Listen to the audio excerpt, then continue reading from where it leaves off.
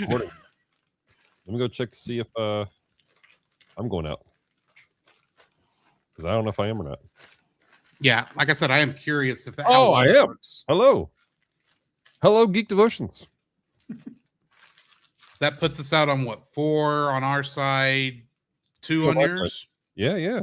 Let's go, bro. Hi. Nice. I need a thumbnail. Holy crap! The bad part is I won't be able to see your chat. I don't think I might. I don't know. We'll find out. Because it does say. I am seeing your stream elements. I just realized on my chat screen. So nice. Cool. All right. Maybe we do have shared chat. I don't know. Do I see chat? There's chat. Hold on. Let me do this. Test. Let me know if you see this. I don't know how quick it shows up. I don't know either. Oh, yeah, it went.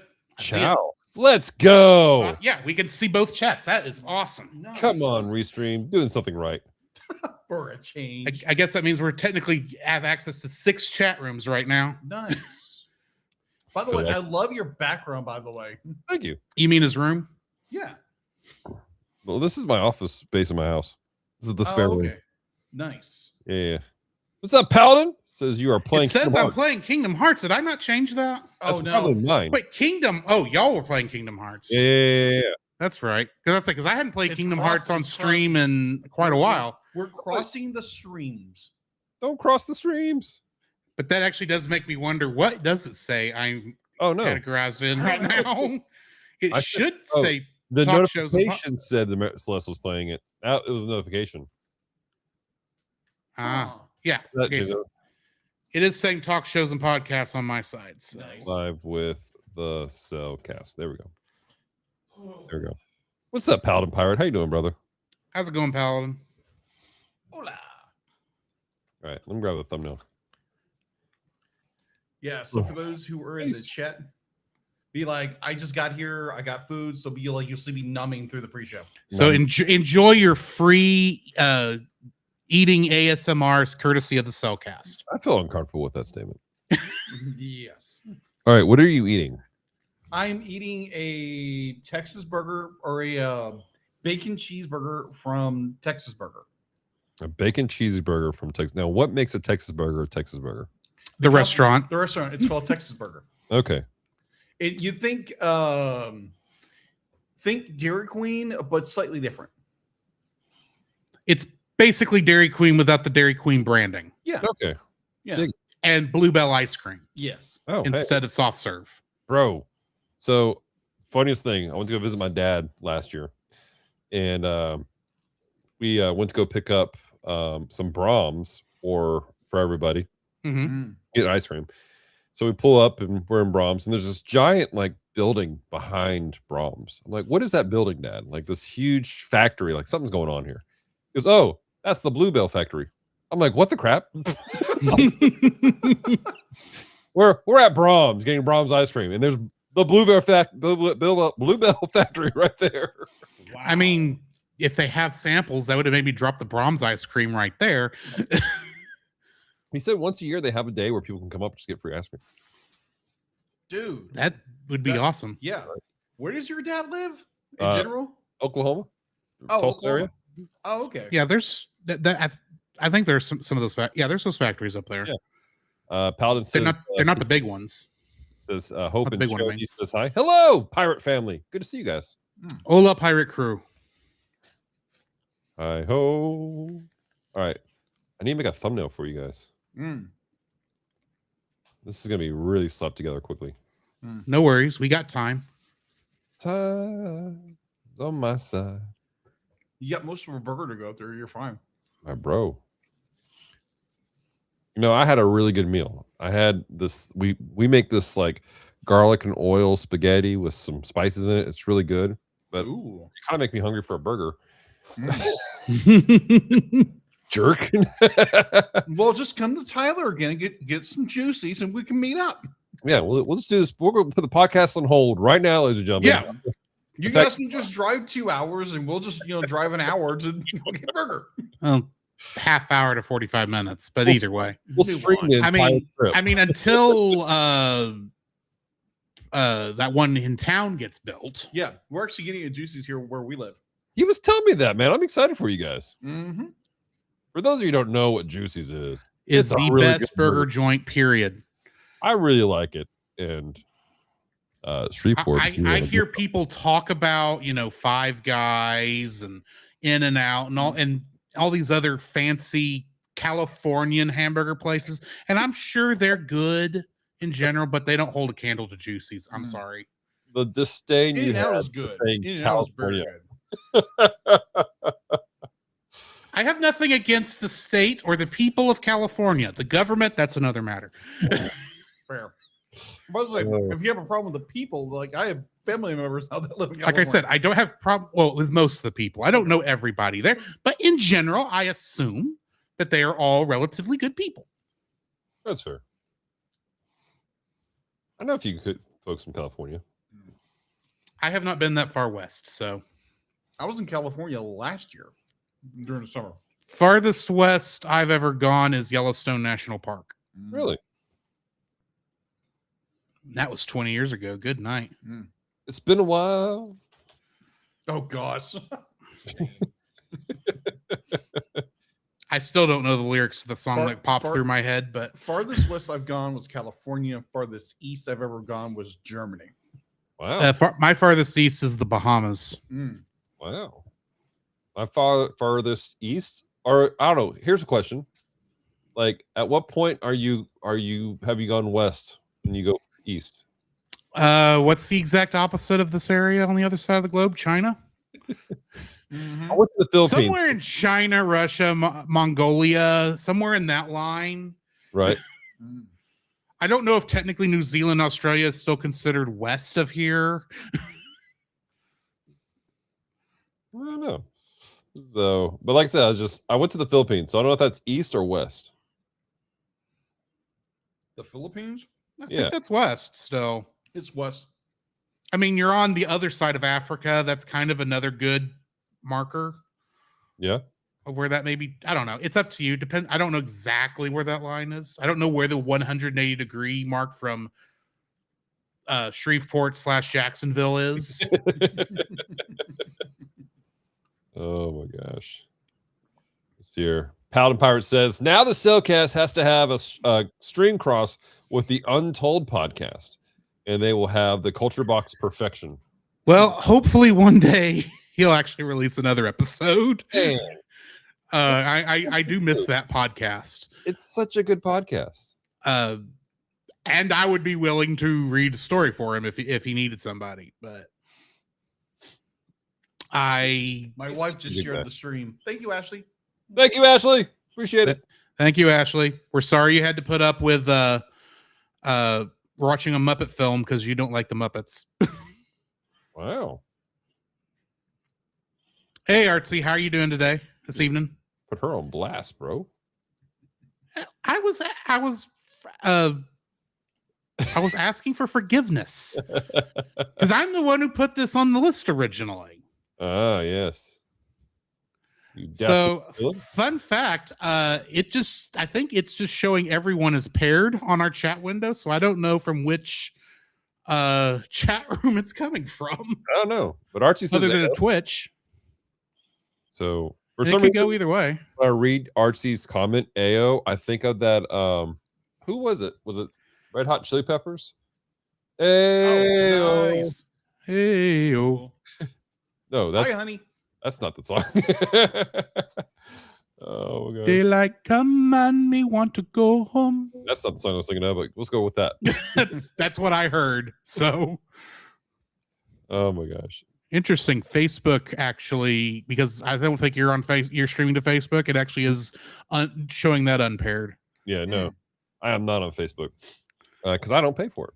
Paladin says, well, the furthest east part of the United States is an Alaskan island in the eastern hemisphere. Is that the furthest east? That's that technical thing where technically Alaska is both the westernmost and easternmost state because one island is on the other side of the international date line from the rest of the state. Okay. Or maybe I say it's one island. It could be multiple, but it's that tail end way over there next to Russia. Sweet. I think that's being pedantic. You're pedantic. No. I've been called worse. Or- All right, let's hear. FX color overrated. All right. Come on, Affinity, don't fail me now. I thought the game failed years ago. Wrong thing. Boom. I think you're thinking of Destiny or something.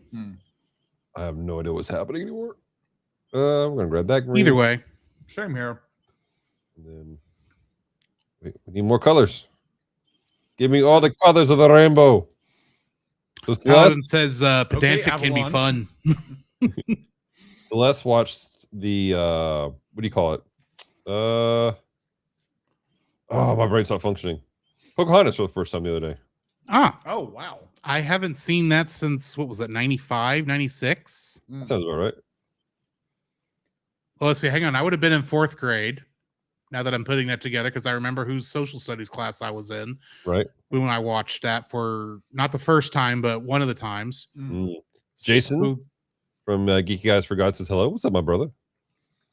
So I haven't watched. So my first time watching Pocahontas, I was actually we went to a drive-in movie theater. Yes, Celeste. 94, 95, somewhere in there. I remember how you had seen Pocahontas for the first time the other day.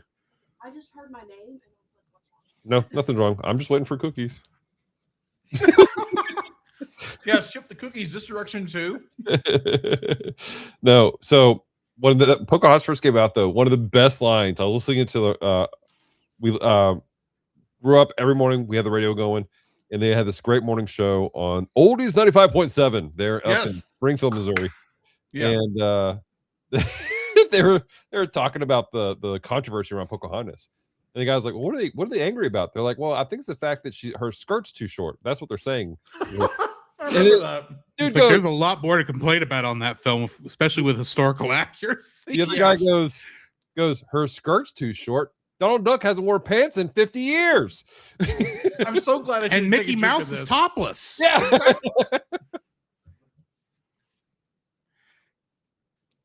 Oh my goodness gracious. Oh, wow. All right, let's hear. I'm almost done with my thumbnail. All right, Outer Glow. I have songs stuck in my head from watching this. And I want to say thank you guys. Because you're the reason why I do that. Oh, this film? Yes. There's not that many. But what's They're really- there? It's good.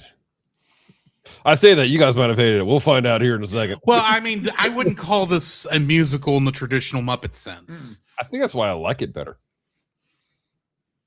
I don't know. I guess we should hold our thoughts. Yes, yes. Let's see here. That's there. Yeah, that's good. That's good. And I need this one right here. FX. Need outer shadow. My question would be to geek guy for God _ Jesus. Jason. Jason, sorry. Outer Jesus. Sorry. I was just terrible at reading. I'm just helping you because I know it's on the other side of the room. Here, let me just bring that up so everyone can read along with you. As someone currently living in California, I agree with Drew's comments about California. Now, the question would be, what part of California do you live in? There's a difference between the north and the south of California. Mhm. I was in the Central Valley, and everybody I ran into were very nice. It felt like where we're from, East Texas. Which is different from West Texas, Panhandle, South Texas, the People's Republic of Austin, Facts. Houston. Mm-hmm. H-Town. Who's Paladin says, Yes, Houston. Beats, not bear. What? Oh, Because he's saying beats Moana. He wrote Moana. Bears Moana out by decades, but he meant beats Moana. yeah. Okay, Pocahontas is the first Disney princess with a tattoo. True. Yes. Do you know it predicted Guardians of the Galaxy? Do what? Yeah, it's got a raccoon in it, a tree, a girl who kicks butt. John Smith is obviously Chris Pratt. Who's voiced, Oh, you're who's so voiced stupid. by You were so stupid. I love you, Drew. I say who's stupid voiced things. by an Aussie? I say stupid things. I understand Don't this. we all? I don't know where I saved this file. I feel stupid right now. The bad part is that wasn't original. I am doing my best to remember a meme I saw years ago. Oh God. Oh my gosh. Artsy Stuff says to Dallas, in Yes, terms sir. of clips, would you also like me to post them to the Geek Devotions Discord? Girl, rock it out. You are a legend with the clipping, ma'am. Like, Yes. Yeah. holy crap. Like, I need you to teach a class on how to clip because you are killing it. Agreed. Yeah, she definitely makes our TikTok look about 5 times better than what it is because I don't put the work into it. She's Literally, amazing. all the credit to Artsy. All the credit. You're amazing. I will admit there are some times where I'll see a clip and I'll go in and kind of tweak, like so it starts before a word instead of in the middle. But other than that, Yeah, I actually used one of her clips on my one of my posts. Yeah. Because it was literally, I think I was doing it was a Fantasia 2000. oh That yeah, artwork. So I remember, but like I had this artistic epiphany. It's like, oh my gosh, I know what I'm going to do for this episode. Bane breaking Donald Donald's Duck's back. Yes. That was pretty great. I'm not gonna lie. Mm. Let's see here. Oh my gosh. Pirate goes. The Artsy is the queen of the clips. Thank you. Gesundheit, bro. Thank you. That was violent. Thankfully, it wasn't 6 because otherwise it'd be like, I can't No, breathe. it was only 4. Orange County. That's where the supertones are from. Mm. Is it bad that that's the main thing I know? Is that's where the OC supertones came from? That's a band I don't think most people remember anymore. Yes, that's why she's in one of my thumbnails. I remember OC Supertones. I thought they were fun. They were fun, Yeah. but I mean, I don't think a lot of people know about them anymore. Not like they used to be. Oh, Oh, believe me, if I'm writing with this guy, it'd be like half his playlist is Supertones. Not half. I know. I got like the 5 best in my good stuff playlist. Nice. Now I'm curious, where is Orange County in California? I think it's near south of LA because I looked it up for myself once. San Diego, I think, that area. I could be wrong, and if I am, I apologize. Southern California, part of the greater Los Angeles, known for its beaches, theme parks like Disney, Knott's Berry Farm. Okay, and blah blah blah blah. so it's in the Los Angeles metropolitan area, Yeah, greater Los Angeles area. yeah. Because I know one thing. It's LA's version of Arlington. Yes. So I do know one thing. So like whenever me and Ashley go back to California, we have 2 very amazing cousins who are Disneyland entrepreneurs and be like They make money off Disneyland? What? You said they were entrepreneurs. So they make money off Disneyland? No, be like Experts? experts, connoisseurs. Connoisseurs. That makes more Connoisseurs, the sense. connoisseurs of Disneyland. All right, you gotta come because we know exactly what to do. Oh my gosh, it'll be the funnest thing in the world. Like, okay, let us save about $40 grand to do that. You're alive. I'm sure they can get you a deal. Yeah.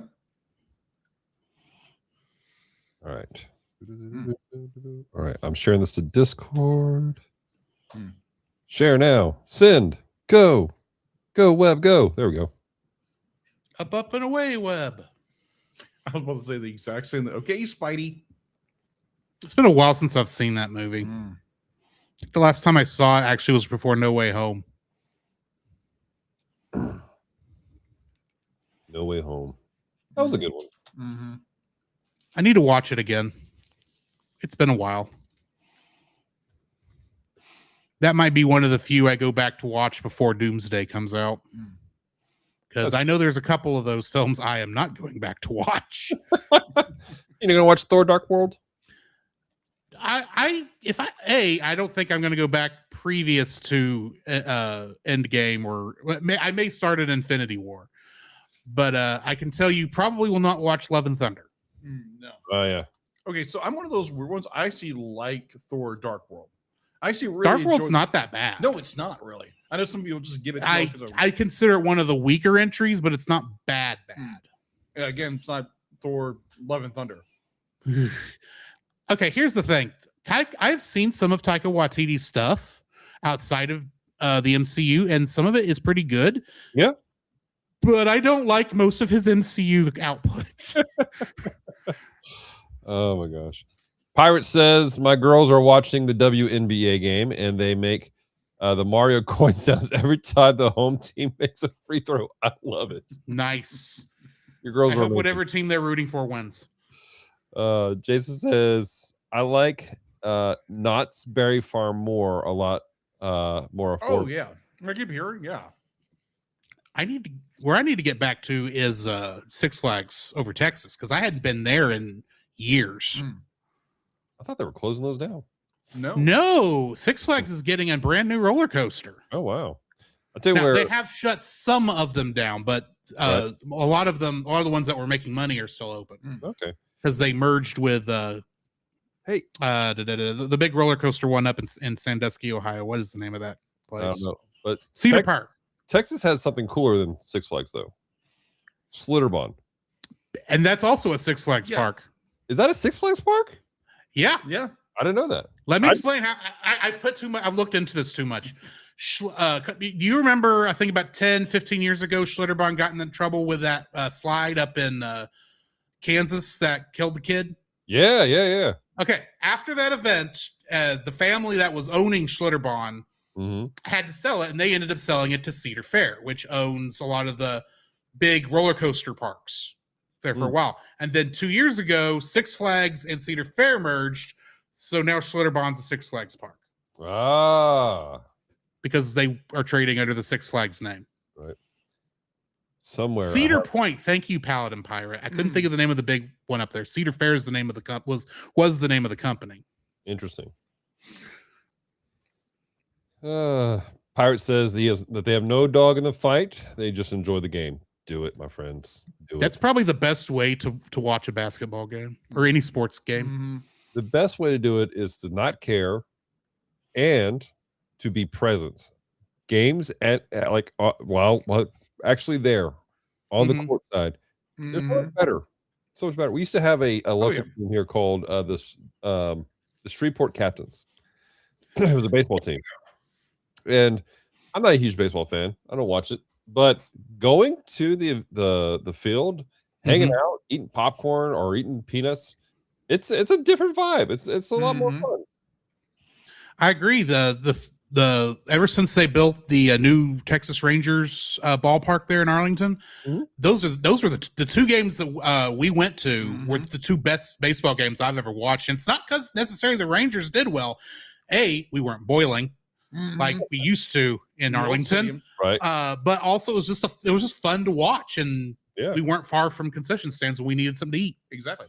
I tell you who I want to see live is the Savannah Bananas. Yes, I do want to go see one of those games. Yes.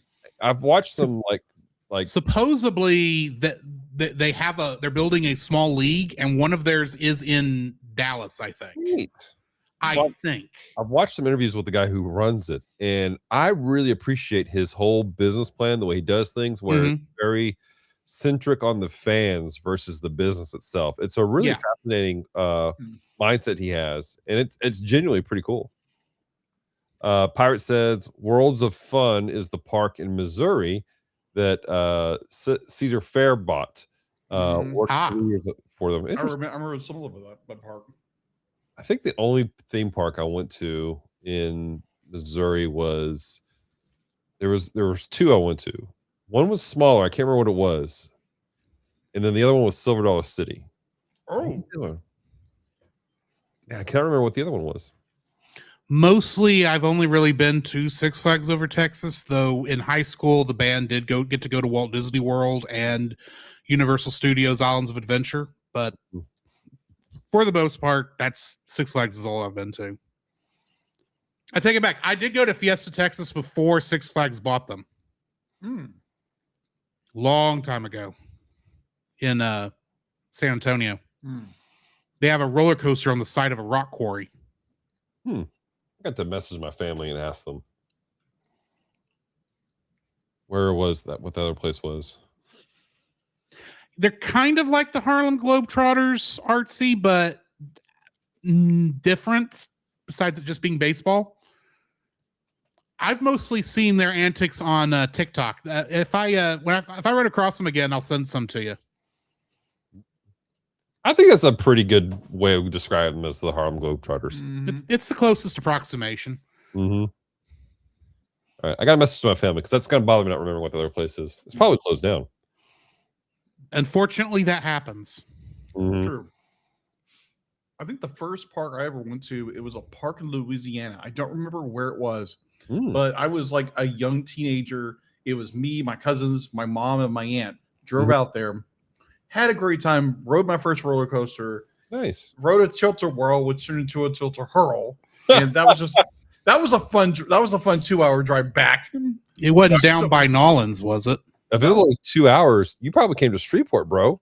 I think it was Shreveport. Yeah, and I know exactly the park. I think it was called Hamels Park or something like that. Yeah, it was it's- Hamel Park. It's currently a church. So It's currently a church. Okay. yeah, the park closed down ages ago. Okay. I'm sorry. I just had a In the thought. name of the Father and the Son. I say, are the baptisms done on the splashdown right? Oh, my God. Dude, so In the name of the Father, Son, Holy Ghost, I baptize you, my brother. the whole trip down is testing their salvation. See what they say. There's no break or nothing. Just pray the entire They time. just go down, Holy Ghost! The brave ones ride the boat. The ones who can't really do that, they just stand on the bridge and they just time the entire baptism to right till they get splashed right as they end the words. Oh my That God. was great. That was so great. Sorry, it was just the mental image I had in my mind. I get it. Oh my gosh.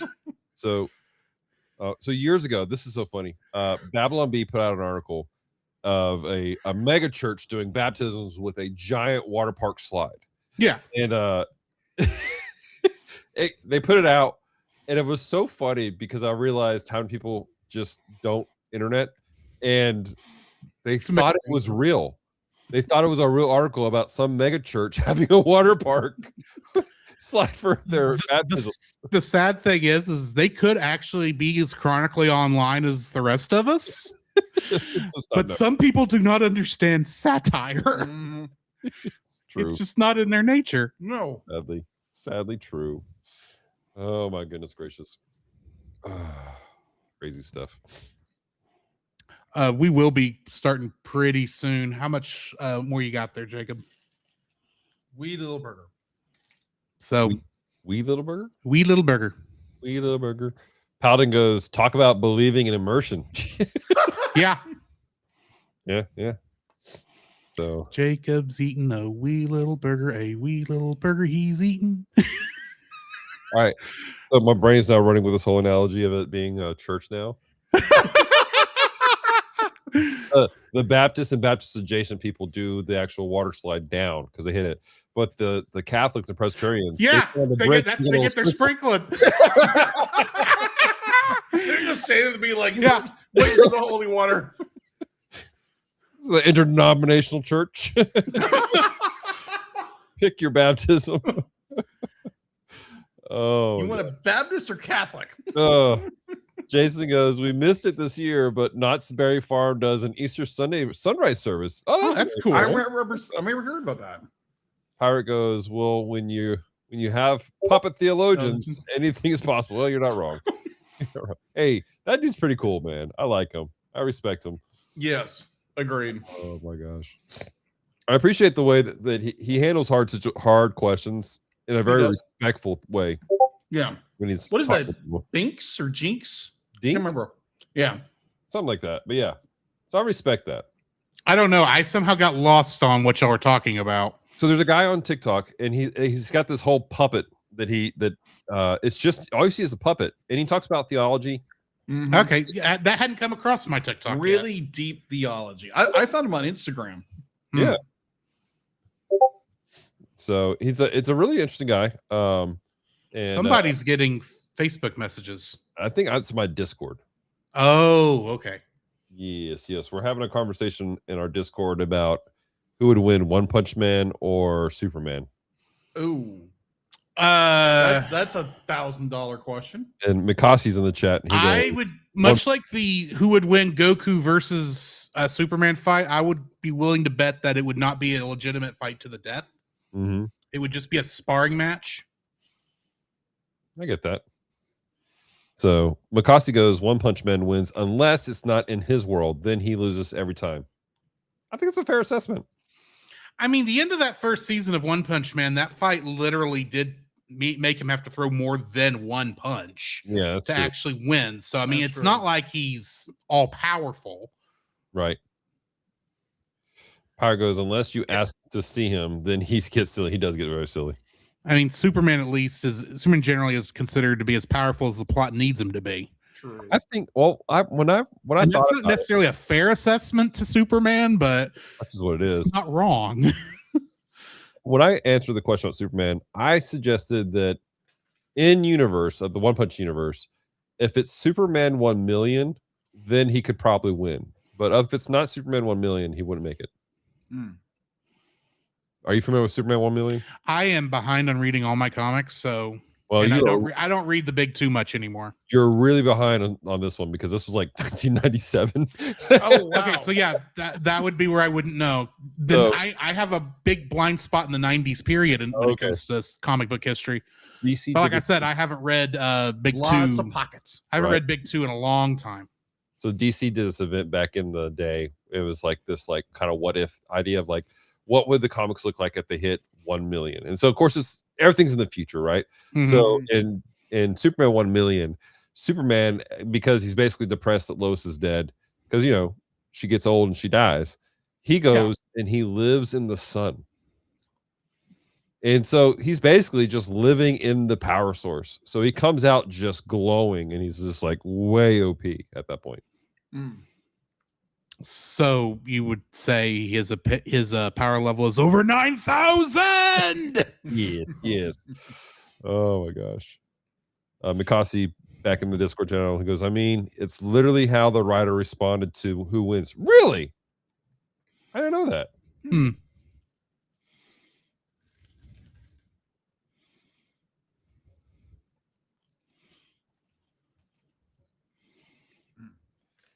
Now, the last time I read Big 2 was, I think it was around the time DC was doing its restart from New 52.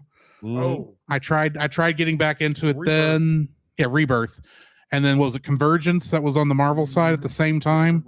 And I at that point I was like, this is not as interesting as it used to be.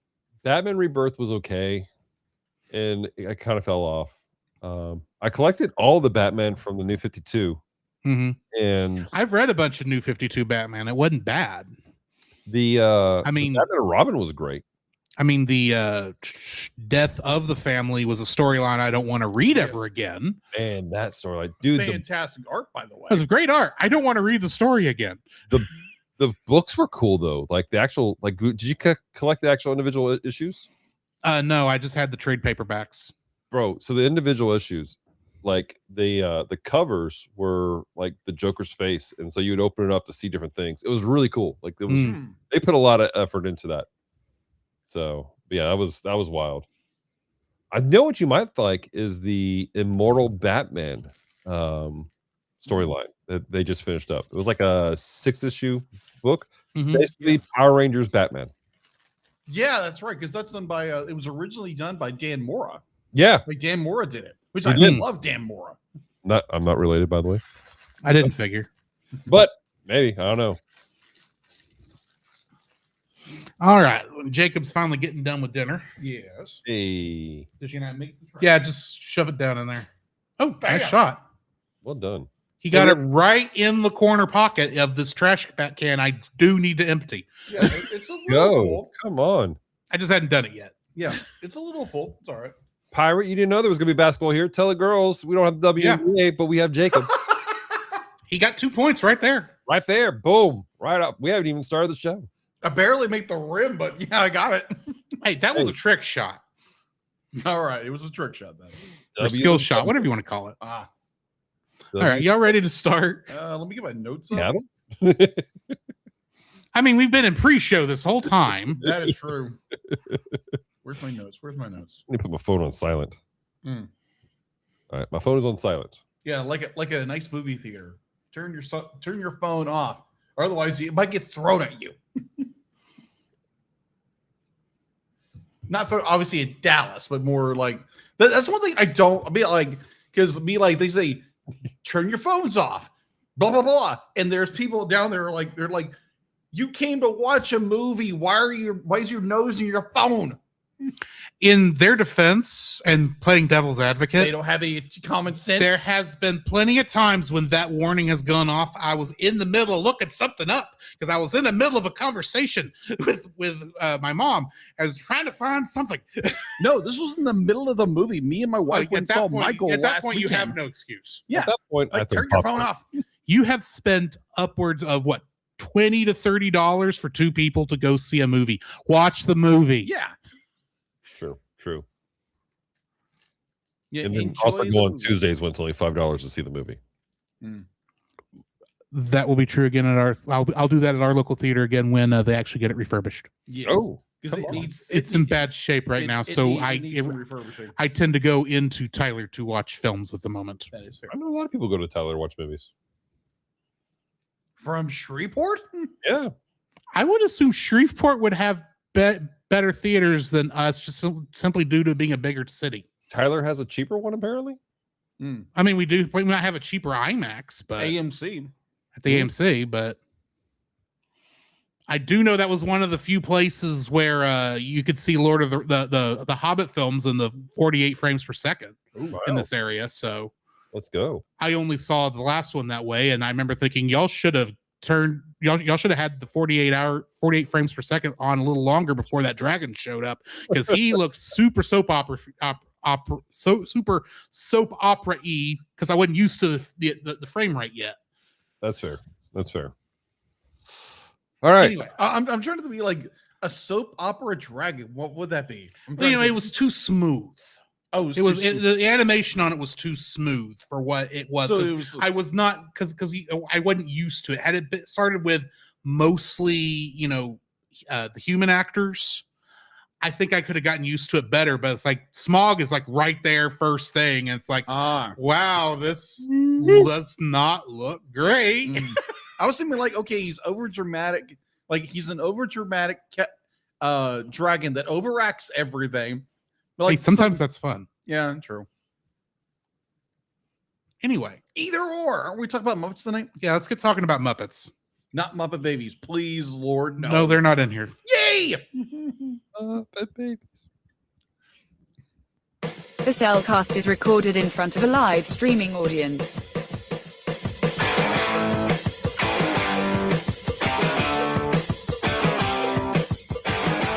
Wait, hang on. I just thought of something. Did you catch it, Dallas, in the chat that we were doing 2 likes and 2 dislikes, not 3? Yes, I did. Okay, I wanted to make sure before we got to that point. Yes, we're good. Yes. Okay, starting over. The Cel Cast is recorded in front of a live streaming audience.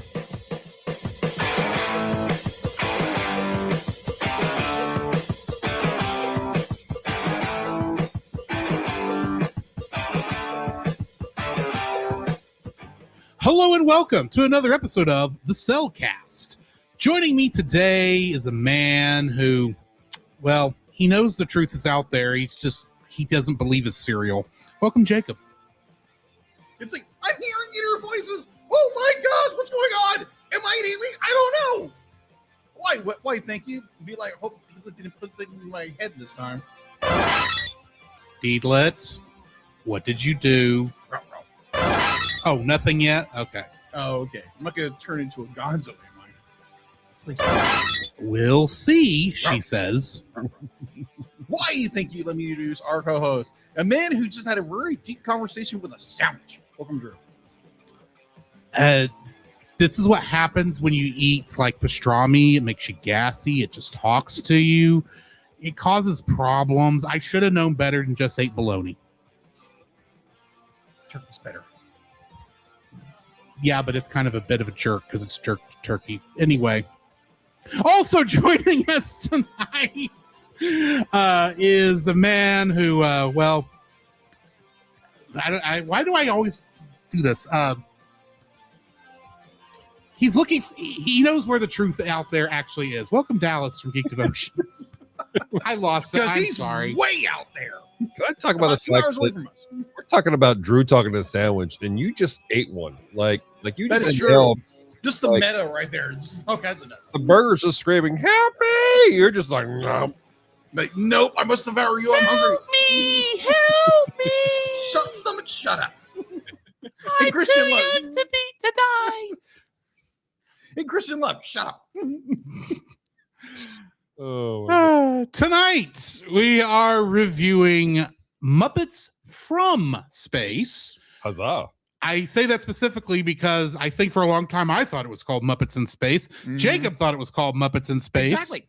And I understand why people would think it was called Muppets in Space, but they're not in space. They're just from space. I think it's funny you both just said that because I was telling my mom I was gonna be on this show, and she goes, "I thought it was called Muppets in Space." I'm like, "No." Do you know what it is? We're all confusing it for the segment from the Muppet Show called Pigs in Space. You may not be wrong.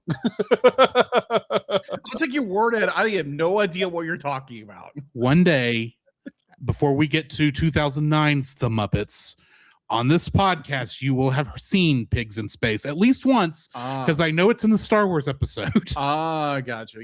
Fair. That's fair. And we are going to go through a couple of those before we get to 2009's The Muppets. So, yeah, why don't we go ahead and jump into the spoiler-free section of this review? Certified fresh and spoiler free. Dallas, since you're our guest, why don't you start? Yeah. So Muppets from Space. I have a love for this that goes multifaceted. I've watched the movie way more times than I probably should have. But the first time I remember watching it, I was working at Hollywood Video. Oh. And the tape that we're supposed to play at Hollywood Video that tells people the movies mysteriously was broken. So we had to put something on. So there was just happened to be this tape on the counter. I was like, let's throw this in. And it's rated G. Yeah, it's legal. So we're playing it. And this is the deal. This is what I discovered. Every time I played this movie, every time, will be people in the crowd crazy doing stuff. And just being, Hang on, you disappeared there for a second. Sorry. But every time I put it on, like there'd be, customers, and they're just being customers, being wild, however they are. And I put this on and people chill out. People literally be dancing in the aisles while getting their movies. They're like, doesn't matter who you are, like just going at it. And it's made life so much easier. And so I have a love for this on multiple facets because of that, but also like the music itself takes it because like my mom was like a music major. And okay. She like on track to be like a music teacher and everything. And so she made sure my childhood was filled with different music, and she introduced me to funk and soul. So this just took me back. So like a lot of like I love the music of this film. So that's my spoiler-free conversation about it. It's a lot of fun, guys. Jacob, what are your spoiler-free thoughts? My spoiler-free thoughts for Muppets from space, not in space, from space. So I had never seen this. I didn't grow up watching Muppets. Like I've said in the show multiple times. It has been my joy to introduce Jacob to the Muppets slowly over the course of the last 7 years. Like, to be fair, the only thing I had really experience of Muppets was Muppet Babies. And at that time of my age, I hated the Muppet Babies. I drove me nuts. So when Drew used to be like, we got to do Muppets, I'm like, no. If it's anything like that, no. Well, let me just say, that first year we got to our first Christmas, and I put on the list Muppet Christmas Carol because that's not just my favorite Muppet movie, period. It's also my favorite adaptation of A Christmas Carol, and it's one of my favorite films. And it was also the first film I saw in a theater. Hey, And wow. in your first year, you don't know how long this is going to last. Granted, we don't know how long it's going to last now. So I was trying to get all my what I saw as must review films out, Right. and that's why I put Muppets Christmas Carol on there in that first year. Fair. Only to find out Jacob had never seen the film. You know, And I would say there's a mighty big difference between Muppet Babies and Muppet Christmas Carol. Yeah, agreed. So that is just more my original experience with Muppets. So if I got a ground basis, how old are you, Jacob? I'm 43. Okay. All right. Did you watch Fraggle Rock at least? A little. Be like, oddly enough, I probably know more about Sesame Street than I did about Muppets. Okay. In my defense, Fraggle Rock, I think, was off the air by the time I could have watched it. Yeah. Because So- I remember very little of Fraggle Rock. I know I mostly knew of it from the short segment in the Muppet Family Christmas special that you can only watch on YouTube now. Interesting. Fair. Look, Jacob, you're older than me, so I'm like, come on, man. Like Fraggle Rock was a big part of the era. Yeah, I agree. So, and that's kind of Muppet adjacent. It's just funny to me because, like, I'm going to say there was a lot of love, and Drew's going to laugh at the comment. You're kind of a Muppet of a man, and it's just. Are you calling me a Gonzo? You're going to understand. No, I think he's calling you Sheldon Cooper. You will understand that reference when you watch the Muppet movie, okay? Yes. Or the Muppets 2009. Yes. It's not a bad thing. Okay. You remind like you're the most Muppety person I know, and it's great. And so Okay. how do you not grow up watching this? I thought literally like you grown up watching these and just adopted into your personality, like in a beautiful way. Okay. Like you're just kind of wild and zany, and then you bring in like this like because every Muppet movie you always had this like and then all of a sudden like bring the music down, it's all chill, it's a serious moment. That's you in a nutshell. And so Well, I appreciate it. I just thought there was a Muppet like in your life, and I didn't know No. it's fascinating to me. Yeah. So you the again, lost my only experience with Muppets really was that I knew of Jim Henson, I knew of all of these. I really didn't get introduced to Muppets until I was I think a little in the college and what have you. But my spoiler-free thoughts. And now I'm forcing him to watch every film. It's against my will. It's against my will. It's against my will. Blink twice if you are in danger. This is against my will. Against my will. I need to shorten this. Against my will. This is totally against my will. I gotta watch Muppets coming from space. No, but like my spoiler-free thoughts of by the way, thank you for that comment, that lovely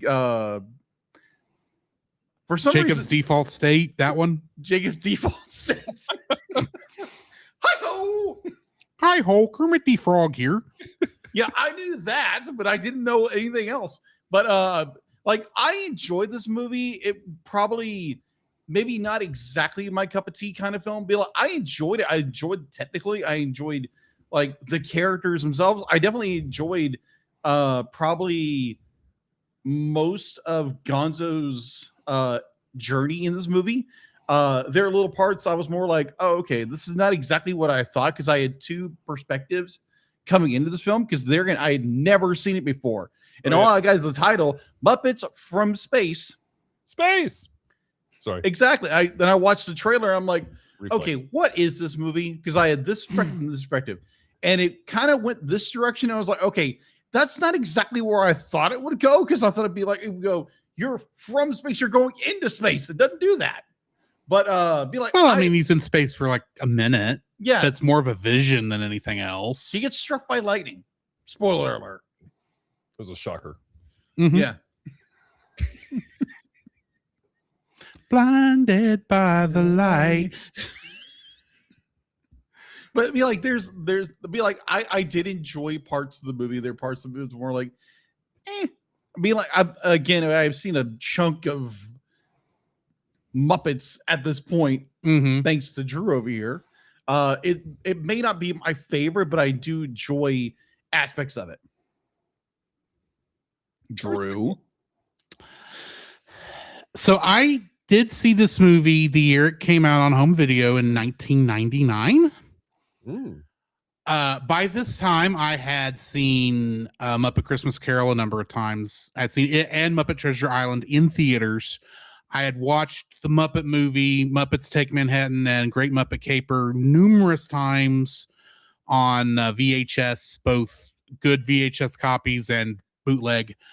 And I had seen a couple episodes of The Muppet Show by the time I originally saw this film. Oh. Bear in mind, I was in 7th grade when this film came out. And I suspect I had a bit of 7th grade, I'm too cool for this syndrome going on. I had an idea of what I thought the Muppets would be or should be. And this was not it. And that was the only time prior to earlier this week that I had actually watched this film. My copy was bought on clearance when Hastings was closing down. Oh, it was their old rental copy. Oh my gosh. I do. And I had never plugged it in, and I literally bought the Blu-ray to complete my collection. That's how much Blu-ray. I really was not a fan of this film since 1999 up until now. I will tell you, it was not at the bottom of my list in terms of ratings because Muppets Most Wanted is a film. It's got issues. It does. But we'll get to that when we get there. But going into this, I was in a much more receptive state probably than I was at the time. I actually really did enjoy this film. It's still not my favorite. It really didn't move on the list, but it technically is. I rank it higher in terms of, not in terms of Muppet movies, but in terms of overall films. I rank it higher than I would have before. Does it still have issues? Yes, but it's not as bad as I thought it was going to be. And admittedly, I am the Muppet nerd of the two of us, between me and Jacob. So, yeah. So, and I will go ahead and tell you right now, Gonzo's my boy. And I will admit, I felt part of my rethinking, I think I was being protective of him because, as we will see when we get to dislikes, I have a couple of opinions on how this film may have done my boy dirty. Even though it was focused on him. Okay. So, we'll get to that when we get to that. So, why don't we go ahead and jump into the spoiler-filled section of this review? The following is a spoiler-filled review for the film Muppets from Space. Listener discretion is advised. Da, da, da. Muppets from Space was directed by Tim Hill, who would go on to direct Alvin and the Chipmunks, the hybrid film. I think he actually directed all three Alvin and the Chipmunks films. Interesting. It was also written by Jerry Jewell, Joey Mazzarino, and Ken Kaufman. And of course, it's based on The Muppet Show by Jim Henson Productions. Getting into the cast, we've got Dave Goelz as Gonzo, Bunsen Honeydew, Waldorf, and the Birdman. And he played Boober Fraggle in Fraggle Rock. Say that again. Boober Fraggle. Boober Fraggle. Okay. That's the name of the Fraggle. Boober Fraggle. Steve Whitmire played Kermit the Frog, Rizzo the Rat, Beaker, Cosmic Fish #1, and has a live action cameo as Rainbow the Hippie. The hippie that drops off Bunsen Honeydew and Beaker at the beach. And he was Sprocket the dog in Fraggle Rock. Bill Beretta played Pepe the King Prawn. Bobo the Bear, who was playing Rentro. That's the only Muppet that's technically playing a character with a different name. Johnny Fiamma, Bubba the Rat, Cosmic Fish #2, and currently he is the voice of Ralph the dog. Jerry Nelson played Robin, Statler, and Uber Gonzo, which I'm assuming is the aliens at the end of this film. Okay. And he was Gobo Fraggle in Fraggle Rock. Brian Henson played Dr. Phil Van Neuter and Sal Manella, and he was Hoggle in Labyrinth.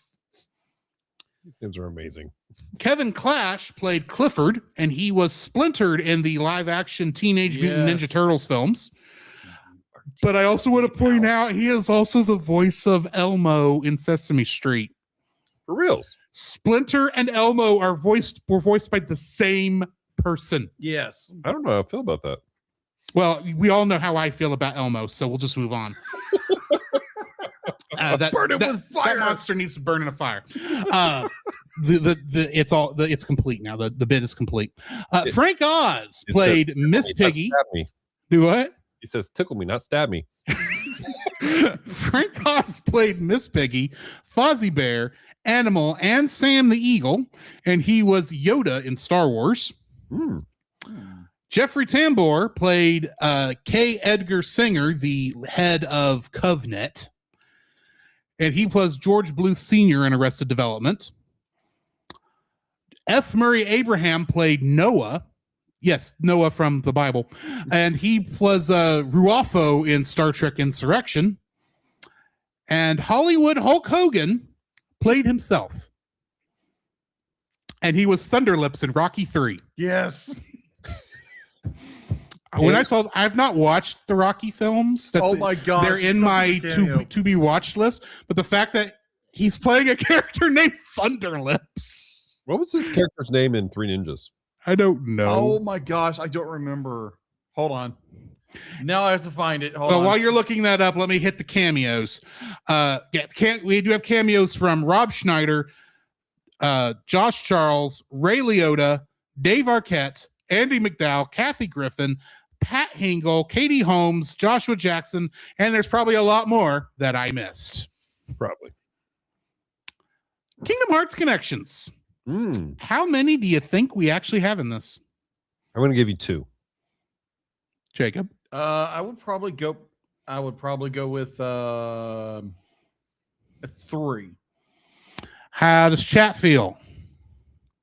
Anyone in chat want to give a guess as to how many Kingdom Hearts connections we have in this film?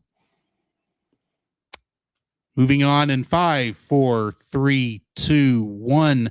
The answer is actually 2. Congratulations, Dallas. Huzzah! Paladin Pyre, I didn't give him enough time. Paladin Pyre does say 2. My dude. He knows what's up. Hello, VVRJ2DO. Welcome to the party. How's it going? Hola. We have in Kingdom Hearts, we've got Bruce Lanoy as an additional Muppet performer in this, and he played Timon in Kingdom Hearts. And Tyler Bunch played an additional Muppet performer, or was an additional Muppet performer, and he played Incineroar in Super Smash Brothers Ultimate. Oh, wow. Wow. Because Smash Brothers Ultimate is actually a Kingdom Hearts game, in case you did not know. All right. So to your question earlier, Hulk Hogan played Dave Dragon in Three Ninjas. Three Ninjas High Noon at Mega Mountain. Nice.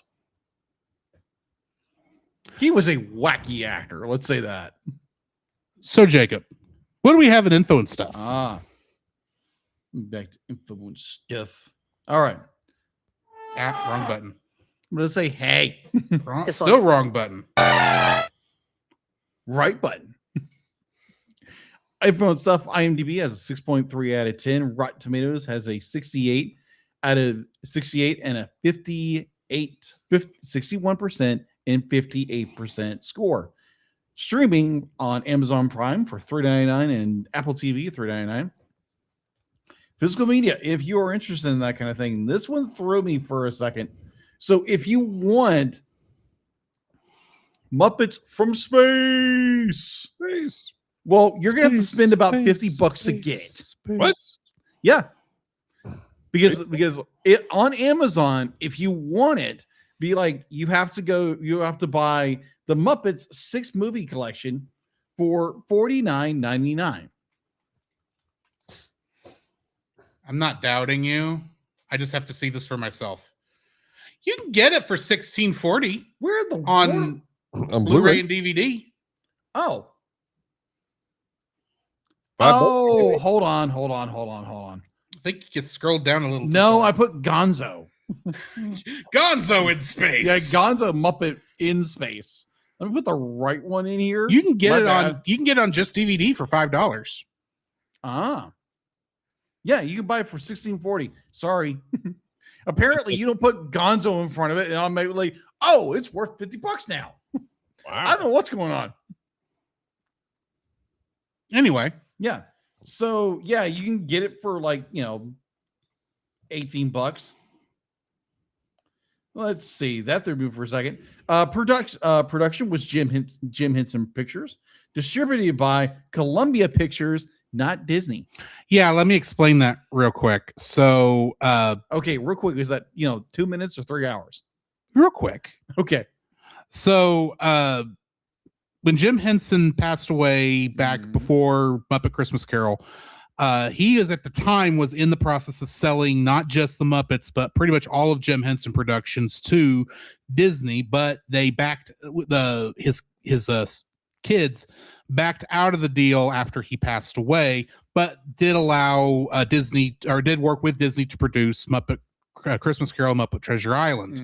After that, when they went to go make this film, they searched around. I think Disney did get right of first refusal on this, but I could be wrong on that. And Columbia is the one who ended up picking it up.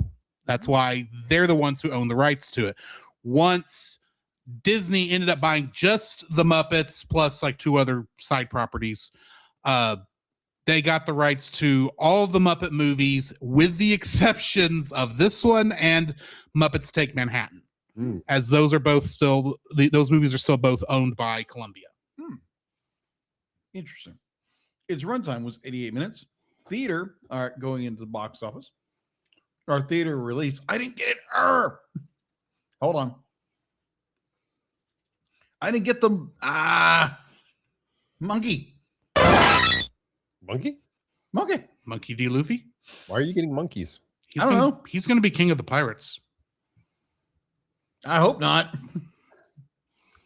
You don't want Luffy to be king of the pirates? No, because I'm related to a pirate. I think you're related to a pirate that a pirate in One Piece is actually named after. Really? I didn't know Because that. I think there is a Lafitte. Oh gosh. Yeah, I'm actually related to Jean Lafitte. No kidding. Yeah. Fascinating. Apparently from family lore and what we understand, like, yeah, I'm related to a pirate or 2 Interesting. who then got executed by the American government. Well, that got dark. Yeah, really fast. But it makes sense because, I mean, he does work for Blackbeard in One Piece. Oh, That's the guy. I don't think you want to claim him as a relative. no. No.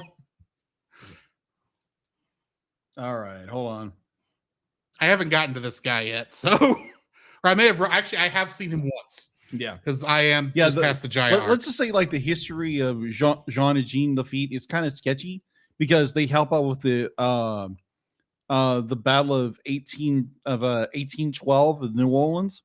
Nolans. Yeah, the New Orleans battle. They wind up selling guns to You mean the one the song's based on? yeah. Okay. They sold cannons to them and help with that revolt.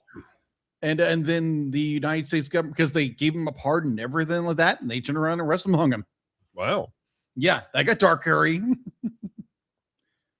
All right. So The U.S. government did have to run him out of Galveston. That is true. That was true. Back when Galveston was still owned by Spain. That is true because he took over. And they were like, hey, out. It's okay. That's your bit of Texas history for today. Yeah, exactly. All right. It was released on July 14th, 1999. Sweet. Yes. All right. So box office had an estimated budget of $24 million. Holy crap. Yeah, it had a massive budget. Let's see. Its opening was for here in the United States in our northern Canada brothers. Now I'm all tongue-tied while I said that. $4.8 million on July 18th of that same year. Its domestic gross was only 16.6, and its international gross was only $22.3 million. This movie lost money. Unfortunately. Yes. Home video. On October 26, 1999, the film was released on VHS and DVD with supplemental featurettes such as blooper reels and audio commentary from Kermit the Frog, Gonzo, Rizzo, and the director, Tim Hill. It was released alongside The Muppets Taking Manhattan as a double feature DVD from Sony Pictures Home Entertainment. On June 9, 2008, the film was released on Blu-ray for the first time. On August 16, 2011, alongside Muppets Take Manhattan, with all the best features from the DVD included. That is all I have for info stuff. All right, getting into the summary. Gonzo's species has always been a mystery, but having nightmares of being denied entry to Noah's Ark, he begins to realize just how alone he is in the world. Gonzo tells Kermit that he is getting tired of being referred to as a whatever. After an alien species appears to be trying to send a message through his bowl of alphabet cereal, Gonzo realizes that he may not be alone after all, and that evening he climbs to the rooftop of the Muppet boarding house to watch the sky. He is struck by a bolt of lightning, which allows him to communicate with a pair of cosmic knowledge fish who reveal his origins as an alien from outer space. Hoping to contact the aliens, Gonzo makes an impromptu appearance at the television studio for UFO Mania during a live broadcast where Miss Piggy is working. Concerned about Gonzo's behavior, Kermit and Rizzo go down to the studio.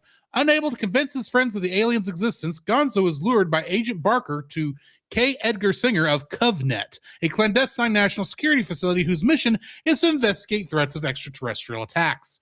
Singer is aware of the aliens' attempt to communicate with Earth, having seen Gonzo on television, believes that he is the key to convincing his superior, General Luft, that aliens exist.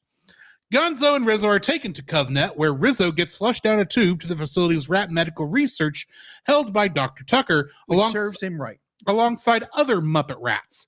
Unable to get answers from Gonzo about the aliens, Singer decides to have Gonzo's brain surgically removed and has him taken to a holding cell while the surgery is prepared. Meanwhile, after Miss Piggy interrogates Barker, she, Kermit, Fozzie, Pepe, and Animal go to rescue Gonzo and Rizzo from CovNet using various inventions from Bunsen and Beaker. While Gonzo is in his cell, an alien channeling his voice through a sandwich asks him where the alien ship can land, and Gonzo suggests a beach named Cape Doom. Unaware that Singer's assistant, Agent Rentro, the bear, is listening. Gonzo is then taken to the surgery room, and the Muppets arrive to rescue him and Rizzo. Meanwhile, Rizzo escapes from medical research and frees Gonzo from the dissection table, while Singer and Luft witness the other rats attack the surgeon, Dr. Phil Van Neuter. Feeling that his time has been wasted, Luft angrily leaves. Upon discovering that Rentro that Gonzo is heading for Cape Doom, Singer prepares a weapon called the Subatomic Neutro Destabilizer to use on the aliens and heads to Cape Doom with Rentro. The Muppets rescue Gonzo from the facility, then arrive at Cape Doom, where a crowd of alien believers await their arrival. After an hour-long wait, the ship arrives, and the aliens, who all resemble Gonzo, explain that many years ago they lost him, but now welcome him back. Singer shows up and tries to kill the aliens, ultimately failing to do so because Rentro had removed the weapon's battery and is laughed at. Gonzo considers going with his long-lost family to their home planet, but chooses to stay on Earth with the Muppets with his family's blessing, while a redeemed Singer is invited by the aliens to go with him and leave as Earth's ambassador. Getting into the trivia for this one. This was the first Muppet film not to be a traditional musical with original music. Instead, the soundtrack is primarily classic soul and funk tracks. Bab the Sheep was voiced by 11-year-old Christina Donnelly, who got the opportunity through the Make-A-Wish Foundation. Given a choice between acting in a Muppet film and voicing a puppet of her own, she chose the puppet. Near the end of her time filming, Steve Whitmire and David Goals presented her with a special edition of the Hensonville News Observer, the newspaper everyone was reading on the movie, and a bag full of the Muppets merchandise. Oh, that's cool. She also kept the puppet she voiced.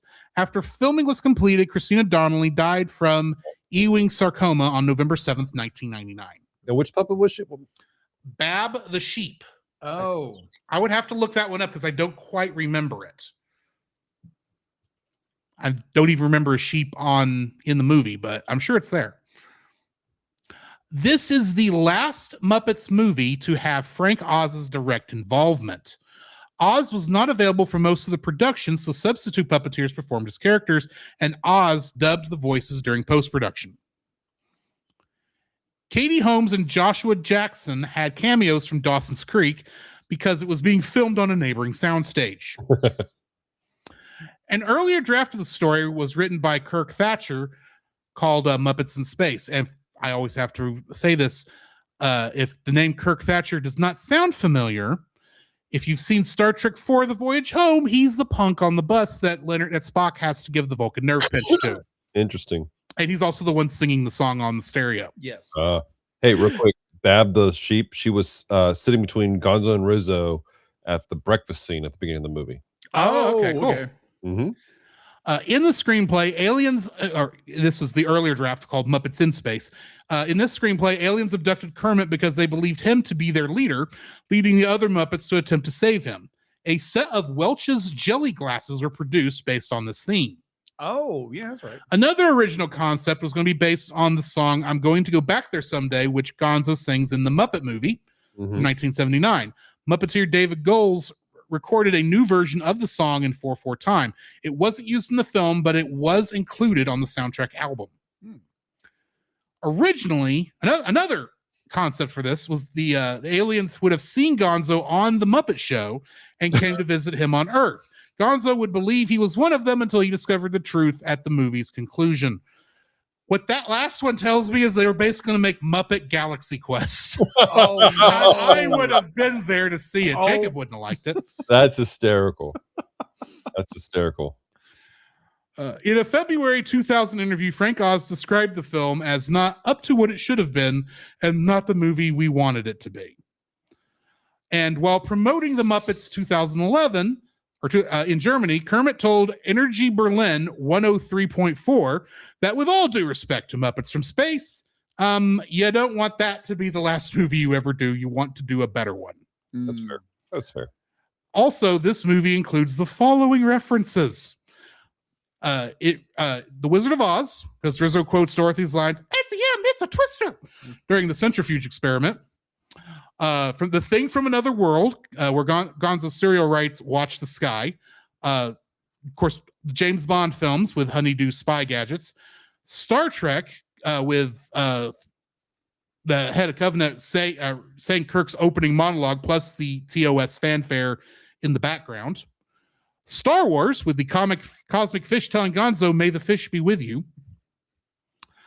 The Man Who Fell to Earth, Miss Piggy calling Gonzo the geek who fell to Earth. Close Encounters of the Third Kind, a replica of Gonzo's head made out of mashed potatoes, referencing the model of Devil's Tower made out of mashed potatoes in that film. Yes. Spies Like Us, with Kermit and Pepe posing as doctors. Apparently that's a reference to an actual scene in there, from what I understand. The Shawshank Redemption, the hole that Rizzo makes behind a sexy poster of the Mice Girls, being a reference to Andy Dufresne, that is to a hole Andy Dufresne makes in the film behind various posters of female movie stars when he escapes from prison. Right. Movie I still need to watch. Independence Day, the fact that Dr. Yes. Phil Van Neuter looks just like Britt Spiner in Muppet form, Yes. and he's thrown against the smoke-filled glass room, and even says the line, "Release me." While he's being tortured by mice. Rats. The Birdman of Alcatraz. One of the imprisoned lab rats is called the Birdman, and he has birds. And in Field of Dreams, where early in the movie, Pepe and Rizzo trick Gonzo into building them a jacuzzi by Pepe saying, "Build a jacuzzi and we will come," okay? I love that. And that's all I've got for trivia. Oh my. Dallas, why don't you give us your first like? My first like is all the references. Yes. Yes. That's one of my favorite parts of most of the Muppet movies out there. But I think I'm trying to think about Muppet movies that came out that I was like actively aware of culture. And I think this is maybe one of the first ones I really was. Like you had the Spice Girls. This would have been one of the first ones I would have been too. Yeah. You had the Spice Girls references in it and all kinds of stuff. And so like for me, it's like catching all these moments. Like it takes me back to a happy place. And it's just hysterical just to see how they bring all those in. So that's my first like, is it was just the ingenuity of references. Jacob, what's your first like? So I'm gonna switch my list around to fit with Dallas's. Be like, I love all the references. Like, oh my gosh, they went there. The whole with like Professor Beaker at the very end is like, You mean Van Neuter? Van Neuter. That's what I meant. Van Neuter. That design was great, and him getting slammed against that wall, and it was like, release me. I was like, yes, Independence Day, yes. We're dying at that moment. Oh, I was cracking up. Be like, there's a Men in Black reference. Like, there's all over the place. With Hulk this Hogan is the Men in Black reference. Yes, that's right. It's a Men in Black. Oh my gosh. while Hollywood Hulk he's Hogan. making his NWO Promo. speech, His promo speech. I did have to Oh my explain God. the Hollywood Hulk Hogan to Celeste because she didn't understand why he said he was a bad guy now. I had to ask Jacob about that. He turned heel at that same time in 1999 because he went over to what company? NWO, I think. NWO. Yeah, Yeah. he went over to NWO and he became a bad guy, Yeah. which everyone was like, no, he's everybody's favorite. He can't be a bad guy. Well, like wasn't bad guy for long. I think. I don't know. I didn't For a few I have years never he watched was. wrestling, so I just assumed he went back to WWE not long I after remember that. this in school. People were like, no, he's Hulk Hogan. It's like, who the heck is Hulk Hogan? The cream of the crop, from my understanding. Yeah. Oh wait, that's someone else. I'm sorry. Again, when I was a kid, we weren't allowed to watch wrestling because it was fake. Ah. And it'd be like, yeah, it's not. Admittedly, most of the wrestlers I know were also in movies. That is true. That is true. Suburban convention, or man. telling me to snap into a Slim Jim. Step into a Slim Jim. Yes. Yeah, so like all the movie references, I loved it. You know, the Wizard of Oz, like all of those. So it was like, oh my gosh, I'm dying here. This is funny. So freaking funny. I'll be like, I was like you, Dallas. I was giggling about half of this. Like, like really? They went there? It's like, okay, cool. That was interesting. So yeah, that was my first, like, all the goofy references. Right. Maybe not the Dawson's Creek one because I didn't get that one. I didn't get that one at all. I had to look up who these people were. I did. So fun story. I caught the word Dawson, and I think that was the only connection I had to Dawson's Creek because that's probably the only other time I've heard that name. Yeah, 'cause I go ahead. I was familiar with Dawson's Creek, so I recognized it. When I saw him, though, the first time, my first thought was Mighty Ducks. Yes. And then, because he was the main character in Mighty Ducks. Yeah. Confused. And then when we're watching just now, Celeste was watching it, and she thought of Peter Bishop from Fringe. That was where she recognized him from. The first, I recognized Katie Holmes. I was like, I wait a didn't minute. realize that was the same guy. Yeah. Sorry. Yeah, same guy. I'd be like, oh, what is Katie Holmes doing? I'd be like, wait a minute, I recognize this dork. Who is he? But I recognize Katie Holmes, and then like they said Dawson, and I'm like, wait a minute, is this a Dawson Creek reference? Where They were next door. What reference are you putting together, Drew? I'm curious. Well, I you said it was this guy was the guy in Fringe. well, you also said he because I didn't watch Dawson's Creek, so I don't know. I didn't know Yeah, me him either. from the reference. He was. But you said he was in the Mighty Ducks, the main character in Mighty Ducks. He was. Yeah. And he's also Peter Bishop in Fringe. Yeah. And I had not put two and two together when I watched Fringe 10 years ago. Revelation. It's like, because now you say that, I go, oh, I see it in his face. Yep. That's generally where you see it. I didn't see it at the time. I would was more think- curious who this J.J. Abrams guy, why he was going to mess up my Star Trek, and was watching this show to find out how. That's so funny. Alias, anybody? I didn't watch Alias. It's good. I didn't. Anyway, Anyways. What is your my first like? first like Now for that this we've blown your mind over here. my first like for this film actually is the fact that it's a Gonzo story.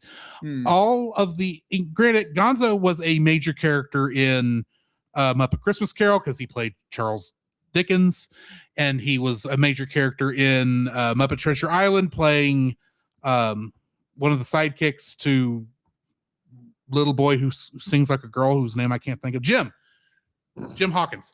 Sorry, couldn't think of the character's name. Little boy who sings like a girl. Well, am I wrong? Not exactly. He did kind of sing very high pitched. Well, when you're that young, you kind of do. No, I mean, you know what I mean. His voice did not match his age. Okay. Either way, we're not talking about Muppet Treasure Island. And Gonzo kind of had bit parts in the Muppet movie and Muppet the Muppets Take Manhattan and Great Muppet Caper. And Gonzo has always been my favorite character from the Muppets. Yes, Kermit the Frog is one of my childhood heroes. But if we're talking about the character I like the most, it's Gonzo. It's the great Gonzo because he's a weirdo and I always found him funny. He was my guy. And I am so happy to see one where he is actually the main character and we actually get some character development for him. So, yeah, my first like is that this is actually more of a Gonzo the Great film instead of a Muppet film. I respect that. I respect that. Douse, what's your second like? My second like is the music. I mentioned it earlier, but the music's just, it slaps, guys. Oh, let's connect. Here I am. Hey, I'm back. So now you're back. My first like, my big like is the music. It hits me in the right spaces. Again, I have a lot of love for funk and soul music, and so hearing that playing in the background, it just takes me back. It puts me in a happy place.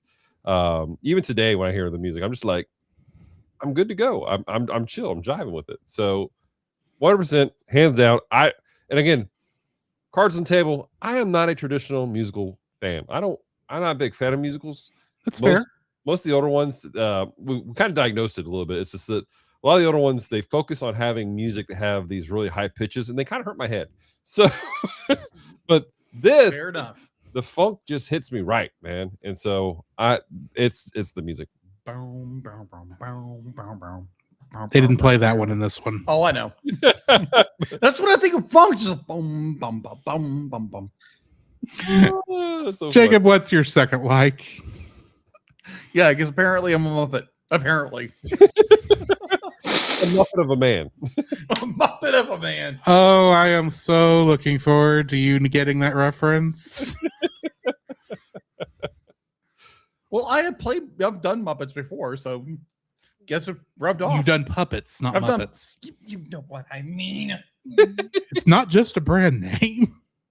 I mean, it is, but my second like, I absolutely be like watching this movie the first time, be like watching Gonzo's conflict to be like who he is, struggle with more his identity and his personal journey to try to discover who he really is. Yeah. And it'd be like he goes on this wacky journey that he gets struck by lightning and has an encounter with cosmic fish. I was like, okay, this is interesting. And then it just goes full tilt Muppets. And I'm like, okay. I kind of be like, I had this idea in my head what this movie was going to do. Mm-hmm. It didn't do it. Be like, so I'm kind of in this happy middle place. And so, okay, I like it here or there, but I absolutely loved Gonzo's journey to discover who he is, right? And the great and wacky links in which he does do it. Mm-hmm. I absolutely love the point where he does get struck by lightning, and then he goes all conspiratorial with the hat, with the everything, and then he's mowing in the yard, which the lawn is dead. And they're still able to mow this. Like, how low did you get that tractor, bro? Right. Like, were you mowing into the? They were scalping the raking yard, the ground, man. Yeah, raking everything. Oh my gosh! But be like those words will be there next summer. Yes, in 2027. Yes, but I absolutely love the way he goes about it. He totally believes it. He'd be like he is convinced the aliens are coming, and they do come at the end of the movie. I was expecting that it was going to turn into an episode of Wizard of Oz, and it was all in his head. I would like, okay, that's funny. I would have loved that, like all of the shenanigans and everything like that. And there's originally like, hold on. Hey, Gonzo. Hey, Gonzo, wake up! It's like, what? You were dreaming, bro. You were dreaming. It's like, what? And yet there's still a jacuzzi. Yes, there's still a jacuzzi. Facts. Yes, but that's where I thought the movie would have gone. I thought that would have been a great idea. There was all in his head. It was like, but it's like, okay, the way the movie ended is okay, that's satisfying. But overall, I really did enjoy Gonzo's discovery of who he was. He was actually a little fuzzy little alien. And which obviously he would be like, it would be like he doesn't match anybody else around. I absolutely love the beginning of the movie where be like he's I'm trying not to say something. Continue. Okay. He's so bitter. No. I just don't want to spoil later. Okay. But overall, be like I really enjoyed the very beginning where he's he's being rejected by Noah and Noah's Ark, and he'd be like I don't want to live alone, and that idea be like definitely if you're single or something, you don't want to be left alone by yourself. And be like, I got that. Be like, I totally get that from a guy who's been single for so many years. And my dear brother right over here, who does the exact same thing. And you don't want to be alone. I think in Christ we're not alone. But I think as a Muppet who is awkward and weird, and he's blue, and he likes to get shot out of cannons, apparently. Which apparently his race does that. I was like, okay, that explains why his. Will you stop it? I didn't say anything. You breathed hard. He said nothing. Now I can't even breathe. He said nothing. We'll get to it. Yeah. We'll get to it. We'll get to it. Yeah, we'll get there when we get there. It's honestly not as bad as you think it is. I'm not. Am I saying it's bad? No, I say my reaction is not as bad as you think it is. Oh, okay. We shall see, man. But it's like I do enjoy Gonzo's journey, his discovery, his conflict. Be like, I want to find out who I am. Be like, he pulls an Ariel from Little Mermaid. I want more. That, oh my gosh, now I got that in my head. Oh, gosh. Anyways. Can I just say that was something I've wanted from the Muppets for so long now that they're owned by Disney? Oh, yeah. I want them to do like they did with Olaf's movie summaries, but with the Muppets. God. I don't necessarily need the Muppet remakes, like the meme has been saying for years. Oh my gosh, yes. But Gonzo singing that song would be hilarious. I respect this decision. Part of your world. Yeah. That might become part of the artwork. I'm just saying. I mean, I just got that in my head now. Oh my gosh. Anyways, continue. My second like for this, as y'all know, along with being a cartoon fan and a Muppet fan and all this, I'm also a sci-fi fan. Yes. And so the fact that this is a spoof and parody of multiple sci-fi movies from the top echelons of the genre down to the crappy little B movies that never should have left Mystery Science Theater 3000. The fact that that's all in here is just wonderful to me. I love seeing the little, like I said, the references to all these different things. And it really does fit the idea of a crazy man saying aliens are coming movie to a T. It's a fun movie in that respect. But yeah, I do like the sci-fi-ness of this because it's the only sci-fi Muppet movie we got, and I do appreciate it for that. Yes. Yeah. So before we move forward, be like, can you push in what RC just said? This one or this one? The last one. Oh. Muppet Princess Bride movie would be interesting. Yes. Thank you. That would be amazing. With I would go watch that. With Sweetums as Fezzik. Oh my god. That would be so good. The weirdest crossover ever. I could see Kermit the Frog as the Dread Pirate Roberts, aka Wesley. Yeah, and then you get at the actual and you have to then you do that. You got to put Miss Piggy as Buttercup. Oh my gosh! I can just see that, like, oh, I love you. Hi-ya, down the hill. You're not wrong on anything you just said. And you could die too for like hair. Hi-ya!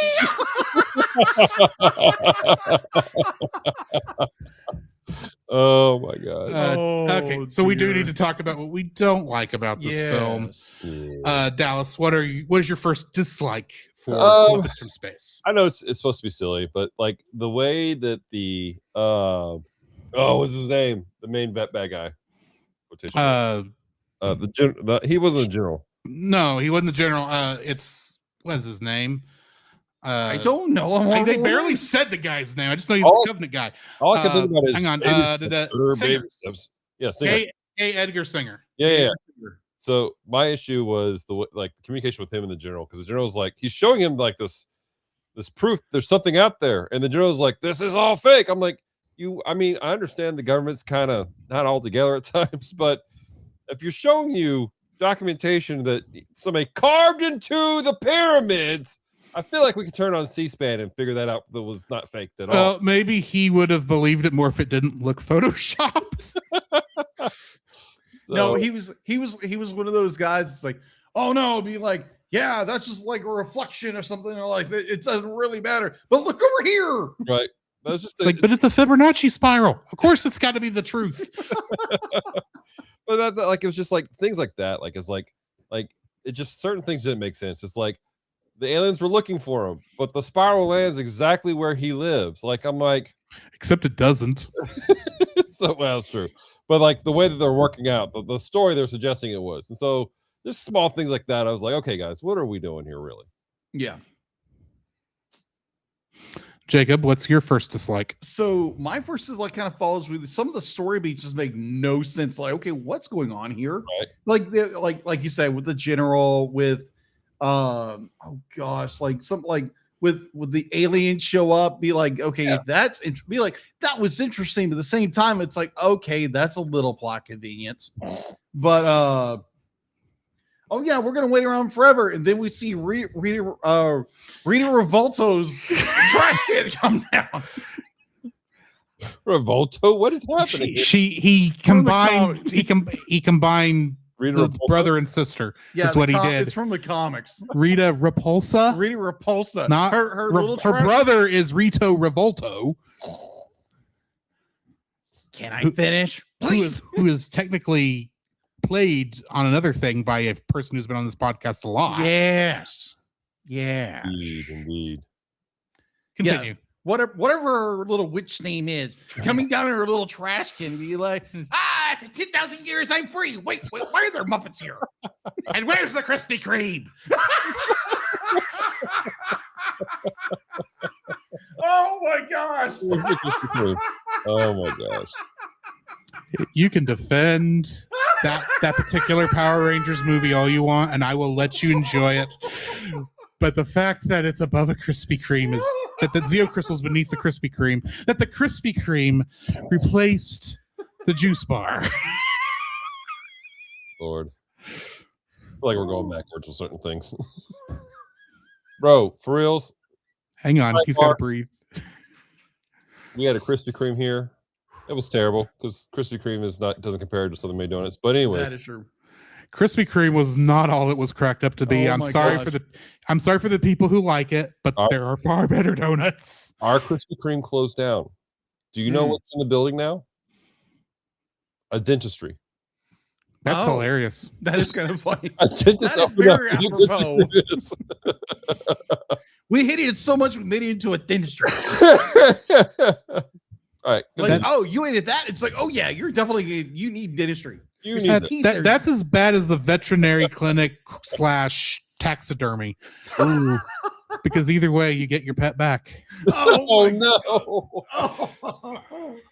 It's like Fluffy came in, but I got Fluffy back, but he was stuffed. Oh my gosh. That's hysterical. He's stiff as a board. You won't run away anymore.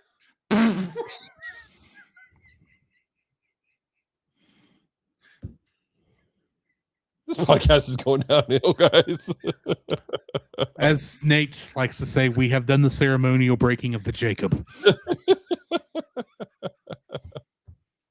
You gonna make it, Jacob? Yeah, I'll do it in a second. Oh my gosh. I'll You're not take wrong about I'll that. take the loss on that one, Leslie.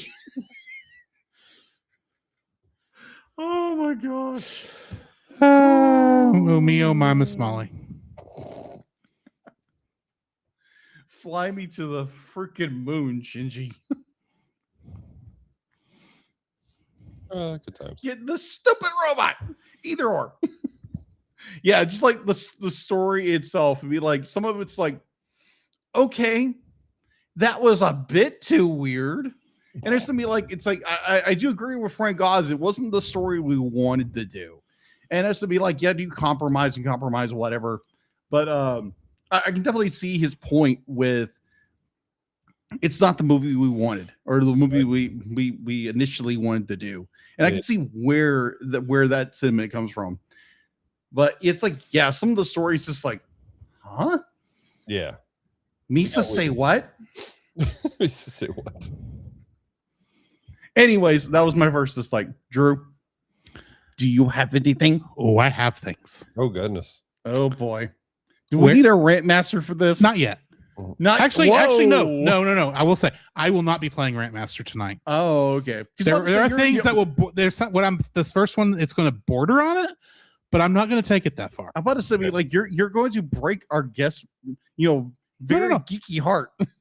This is an issue of continuity. I'll be good. Don't worry. It's an issue of continuity, and I know that continuity in the Muppets is a very loose thing because most of the movies kind of sort of take place in their own little universe, separate from all the other Muppet stuff. In many ways, when you're watching a Muppet movie, at least in my way of thinking, yes, they may break the fourth wall, but there's a fifth wall in between the fourth wall and you. This is a true story. Because the Muppets always act like they're real. They're, Well, they are real. They're on people's hands. you know what I mean? They're alive. It's how they're always presented. Oh, okay. There is another wall. That's why I say there's another wall between the fourth wall and us during a Muppet production. So there is at least some continuity. And that continuity issue I have here is, where's Camilla? The chicken. The chicken. Ah. The girlfriend. This is a character. In many ways, this movie is a character piece on the great Gonzo. Yes. And they left out his girlfriend. Now, did they, or did they just say that she was already on the ship because there were dancing chickens on the ship? Camilla is not in the movie at all. Okay. I will admit the fact that the female aliens do bear resemblance to Camilla was a nice touch. But Camilla herself is not in the film. Now, I can understand maybe leaving Camilla out so that we can amplify the loneliness that Gonzo is feeling, so he would be more willing to come out after this. You know what would help amplify that more? Tell us she had to go home for some reason, and that's why she's not here. I'm not asking for her to be shoehorned all the way through the film. I need a reference. I need to know where she is. I need something that she did, whether intentionally or not, that has put Gonzo in this position of loneliness far more than he normally is. I respect that. That's my issue. Camilla is not even mentioned. And the thing is, it's so not mentioned. I didn't notice it till this viewing that Camilla was not in this film at all. So yeah, my first dislike is they left out the Ashley to his Jacob, the Celeste to his Dallas. Where on earth is Camilla the chicken? This is the great controversy now. It's a whole. Forget who actually sung for the villain in The Great Muppet Caper. This is up there with conversations like who shot JR. Yeah, who shot JR? Where on earth is Camilla the chicken? It is. This sounds like I'm making a joke, but actually leaving Camilla out of this does, I feel, weaken the story a little bit. And it was one of those things that once I recognized it, I went, she's not here. That would fix some problems. A reference to her would fix problems. Yeah. You don't want her to have a major role in the movie? That's fine. but she is still part of Gonzo's life. She has made appearances in every other film besides Christmas Carol and Treasure Island, and in those they were putting on a production. It makes sense why Camilla's not there. Huh. So Yeah. in this film, I would like to know, where is Camilla the chicken? Oh, where is Camilla gone? Somebody get Columbia Pictures on the line. Figures that now. Yeah. Dallas, what is your second dislike? All right. Muppets from Space 2. Where's Camilla? The search for more chickens. There we go. That's better. Oh man, Gonzo's just going around picking up chicks. Well, he's looking for his hot chick. Oh my gosh. So my second dislike for this film is I'm not sure I actually have another dislike. Like I just genuinely have fun with this film, and I probably overlook a lot of issues that are in it. That's fair. That happens to all of us. And again, it's something total probably nostalgia. I got You have Muppet blinders on. yeah, but like the thing is, like I don't like other Muppet movies as much as this one at all. Like I'm on record many times going, "This is my favorite Muppet movie of all time." So I'm not sure I actually have another dislike for this film as a whole. And because just the combination of how everything works out together, it's just fun and enjoyable. My brain stopped functioning. Apologize. Let me recalculate what's happening. No worries. Recalculating. Reloading. I mean, Bobo did give us salvo authority. He did. True story. The one thing that again, kind of continuity issues. As much as I love to use it for illustrational purposes when I'm explaining to people how to do film, Piggy's freezing up was kind of weird because she's a actress. She's on stage. She does all this other stuff. She's very much, I want all the attention. And she's had it throughout every Muppet thing you've ever seen. Fair. They go, and action. She goes, just freaks out. It was funny, but at the same funny, time, but it doesn't fit her character. no, it Exactly. doesn't. It's because it almost felt like this was like almost like a reboot of the whole franchise as a whole. I gotcha. So that's my second like. Again, it's just characters. Certain things about characters just weren't there correctly. Oh, Fair okay. enough. So almost like characters were off model very slightly. A little bit, yeah. I feel that's one of those that has to be one of the instances where Frank Oz wasn't on set or wasn't involved in that writing that character, Right. Since it is one of his, because he may have had better instincts on how to handle Miss Piggy up there than perhaps whoever was playing her in that moment. Right. That's possible. And don't get me wrong, I love that scene, and I regularly like when I'm explaining to people about because again, I work at my church. I'm the media pastor, do a lot of stuff, media stuff.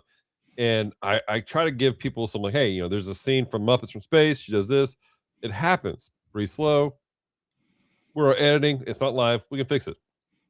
So because people, they genuinely do that. If you're not used to having attention, and even some people I know people who are really great speakers. I mean, really great speakers.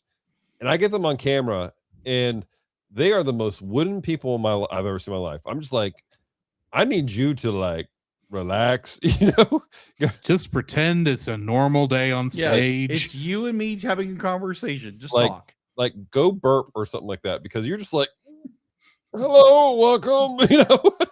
Hello, I'm trying to act like a human being for a second here. Yeah, I mean, although that disconnect I have always found interesting between recording on a camera versus in person, because it's goes the other way too, where you're fine on camera, you get out there in front of other people and you freeze up. It goes both ways, and I do not know why it does that. You're not wrong about that. It's the same thing. It's just anyway. Yeah. So RC just said in the chat, says, "Oh my goodness, I was just like that the first time I recorded with Jacob and Drew. For some reason, despite the fact we were joking right before, I just clammed up." What it is, Darcy, is you are in awe of the greatness that is Drew and Jacob. They're just it's a fair thing. You're starstruck. And fun fact, she will be on an episode coming up fairly soon. Yes. Let's go. Yeah. So I mean, she paid for Artie's become kind of like a fourth host in a way. She's only been on one or two other episodes. Yeah, that's true. Two other episodes because she was on Labyrinth. I'm sorry, she's in every episode, sir. That is She true. is our clip master. Yeah, mistress. she's a clip master. She's the mistress of the clips. That is true.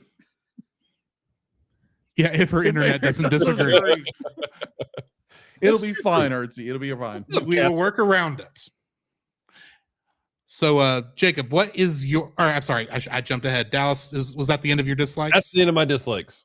All right, Jacob, what is your second dislike? My second dislike, it's not really a dislike about the film, it's more of the, because again, we all have expectations of what be like. We watch a movie, it's like, oh, okay, I'm expecting this or something like this. Maybe a little bit of this, a little bit of that. But at the same time, be like, I'm watching this and be like, this could have been a little better. If they would maybe done more of the, like, I think in the initial pitch script, it was more, I think it's like, I think Kermit got kidnapped by aliens and had to go get him. I was like, my thought was like, wait a minute, what if Gonzo got kidnapped by aliens and then they have to go get on a spaceship and had to go into space to go find Gonzo? So Muppet Galaxy Quest. Yeah, I guess so. Oh my gosh, the egg was a layover from that original script. It was supposed to be with the aliens popping out. Yeah. Admittedly, when I saw that egg thing come down, my first thought was, oh, it's a xenomorph egg. Yes. Be like, that's what I kept thinking. Be like, oh, come on, please. It's Like, Gonzo, stick your head in there for a second, please. What would a xenomorph Gonzo look like? Just the normal thing, but it's got a beak coming out the front. Yes. Oh, get my face, get my face. Oh my gosh. You'd have Kermit dressed a little up. Gonzo mouth coming out in between. Oh gosh. Hey. Yeah, you have Fozzie dressed up as the Predator going after it. Oh gosh. Waka waka waka. Oh, I can see what's his name? Monster or the drummer? What's his name? Animal. Get to the chopper! Get to the chopper! No. This is Animal goes, chopper! That would have been chopper! While he's chasing Sigourney Weaver. Yes! Hold on. Yes! Baba goes, Gonzo opens his mouth, a small Camilo. Yes!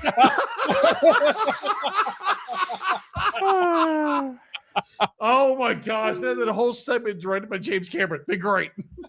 I'm fine with this, actually.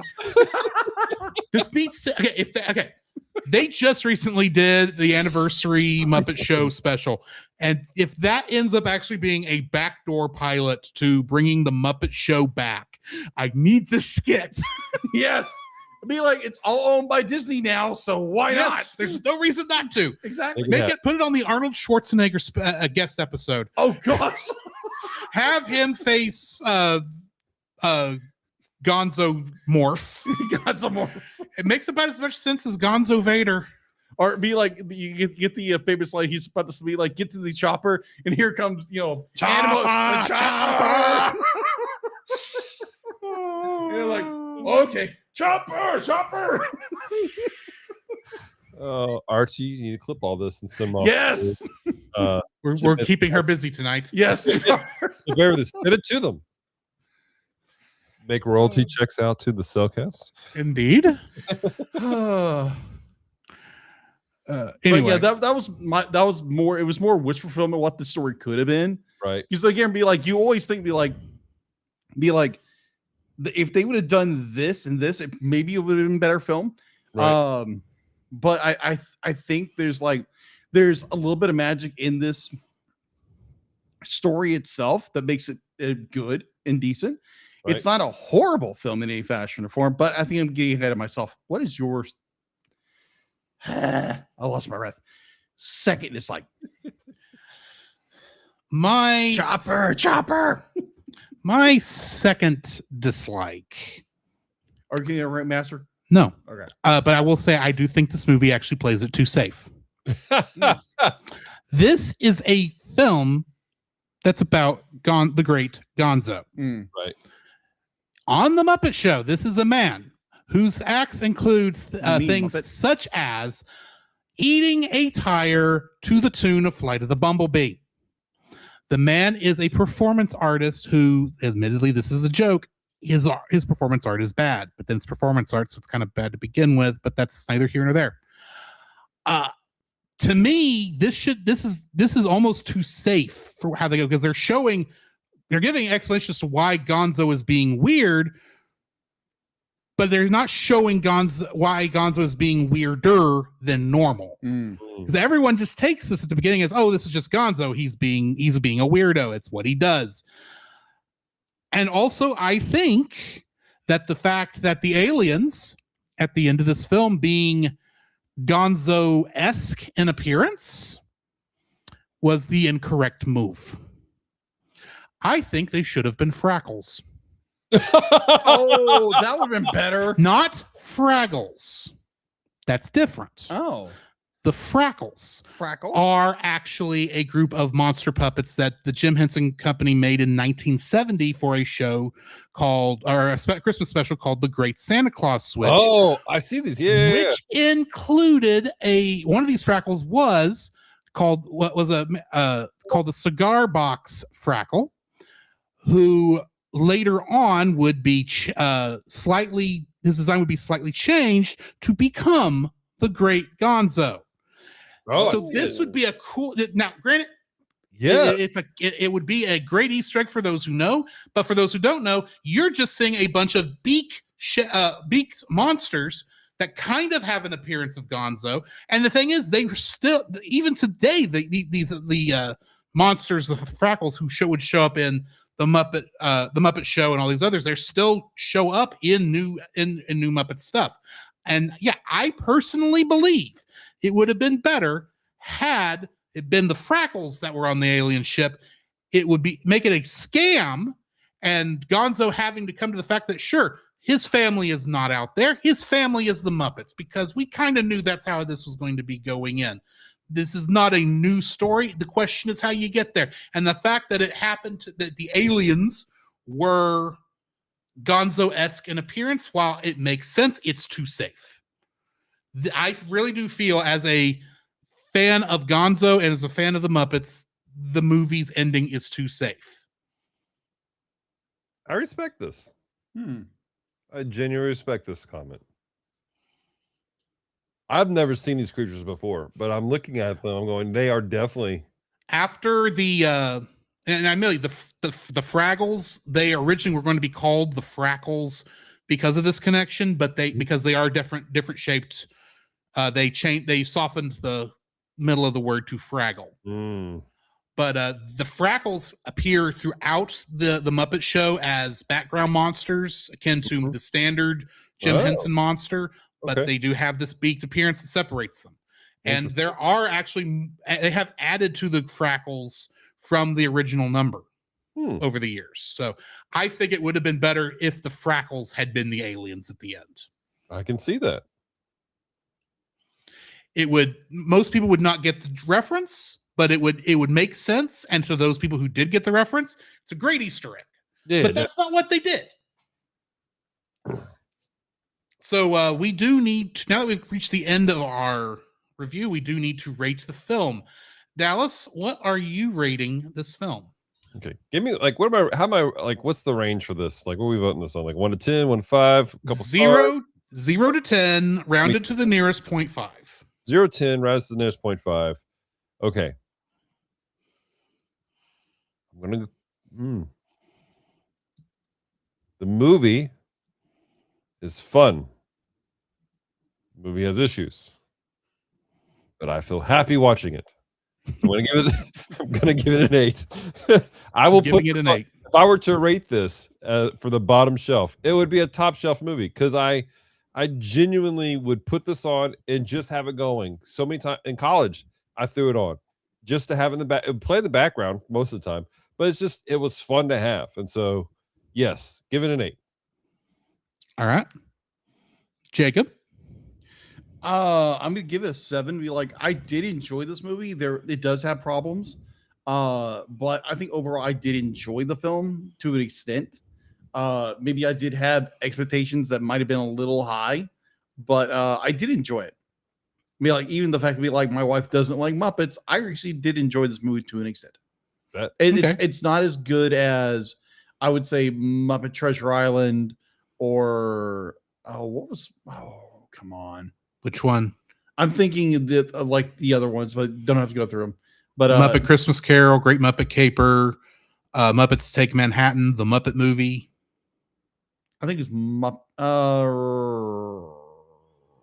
What happened in the one you're thinking of? I don't remember. Well, that's not helpful. Yeah, it's not helpful. I can't help me help you. Was it Either or. Was the one with the frog?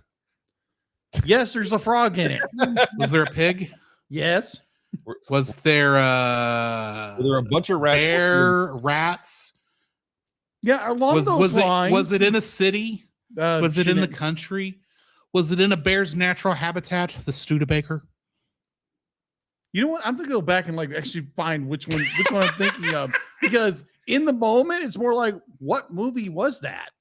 Because I think it was a double feature DVD you let me borrow. Okay, if it's the double feature, it would have been Muppet Treasure Island and the Great Muppet Caper.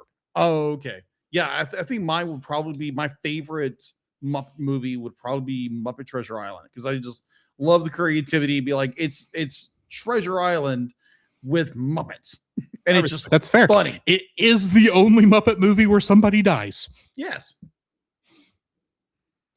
Billy Connolly. Fair. Lady Lomax is laughing at you. So I want to, before I put in my rating, I do want to give some context. Prior to this rewatch, I probably would have rated this film a 5. I didn't hate it, but it wasn't my favorite. That's fair. And it wasn't really high. I think now Something was high when this happened. I would put it at a 7. I respect that. The movie is fun. I do feel a lot better about it this time. I'm not suffering from 7th grade-itis. I honestly do think that's part of it. The whole idea, you know how it is in middle school. Yeah. You're too cool for this kids stuff, even though you're still sitting there and watching the kids stuff Every Saturday morning. Exactly. This is my peak Dragon Ball Z watching time. So I have no room to talk. But in this viewing where I'm not in that mode and I can just enjoy it for what it is, and even if I do have the issues that I do have, I can still enjoy it for what we got. Because let's face it, there's a lot of good things. There are a lot of funny things to laugh at here. There's a lot of great moments in here. And what has quickly become, I think, my favorite Muppet moment, maybe not my of all time, but definitely in my top 10, is the reference to Independence Day with Dr. Vader. Because that hits my Star Trek, my love at the same time, because I see that puppet and I go, it's Brent Spiner as a Muppet. I need a picture of Brent Spiner and this Muppet in the same shot. Right. Oh my god. I just want that. So yeah, I'm actually rating this a 7. It's really, like I said, it has in terms of where I rate this among Muppet films, it didn't really move. Okay. But that's because my opinion on the other films are so much higher that this one didn't quite get up there.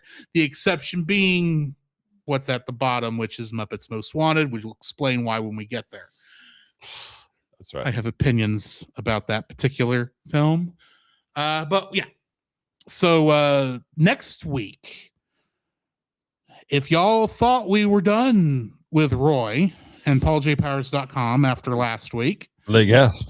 They are back in a non-crossover episode. What? To review Flow. Oh, that's right. They are. Like the actress who does the commercials with insurance? No. The HBO Max movie that came out a couple years ago. The one with the cat. The one about the black cat. I'm going to have to look this up. It, I think, made the rounds. Oh, yeah. Post-apocalyptic. All it is a cat, a dog. Jeez. Yeah. I remember this now. So join us next week for that. Why don't we go ahead and jump into the intermission, and then we will get to some Batman. Intermission. This podcast is a proud member of Culture Box. Whether you enjoy geeky reviews, comedy, or original fiction, you can open up the Culture Box and find something excellent for your soul. Point your web browser to culturebox.media. This week, we suggest checking out Geek Devotions. Hey! Geek Devotions is a collaboration of devoted geeks that are devoted to letting people know that they are loved. They produce a weekly geek culture-infused devotional, their podcast Com Talk, and written articles, all designed to encourage and challenge people in their geek communities, bridging the gap between their faith and their geekdoms. You can find all their content at geekdevotions.com. The Cel Cast would also like to thank the following patrons: Artsy Steph, PaulJPowers.com, the Monster Island Film Vault, Edwin Gonzalez, and the Book of Gaming. If you would like to have your name shouted out on the show, plus episodes of our Patreon exclusive show, We're Just Super Saiyan, and I do swear I'm going to force Jacob to continue this series at some point. You can donate to our Patreon at the $1 level. At the $5 level, you can get uncut episodes of the podcast, plus special art from Jacob. When I get around to it. And at the $10 level, you can force us to review a film of your choice within reason in the year 2027, as we are already filled up for this year. Thank you. Also, please go check out our Redbubble store for stickers, t-shirts, and other various merch. And if you want to support us without spending any money, please rate, review, and subscribe to us wherever you found us, and share us with your friends.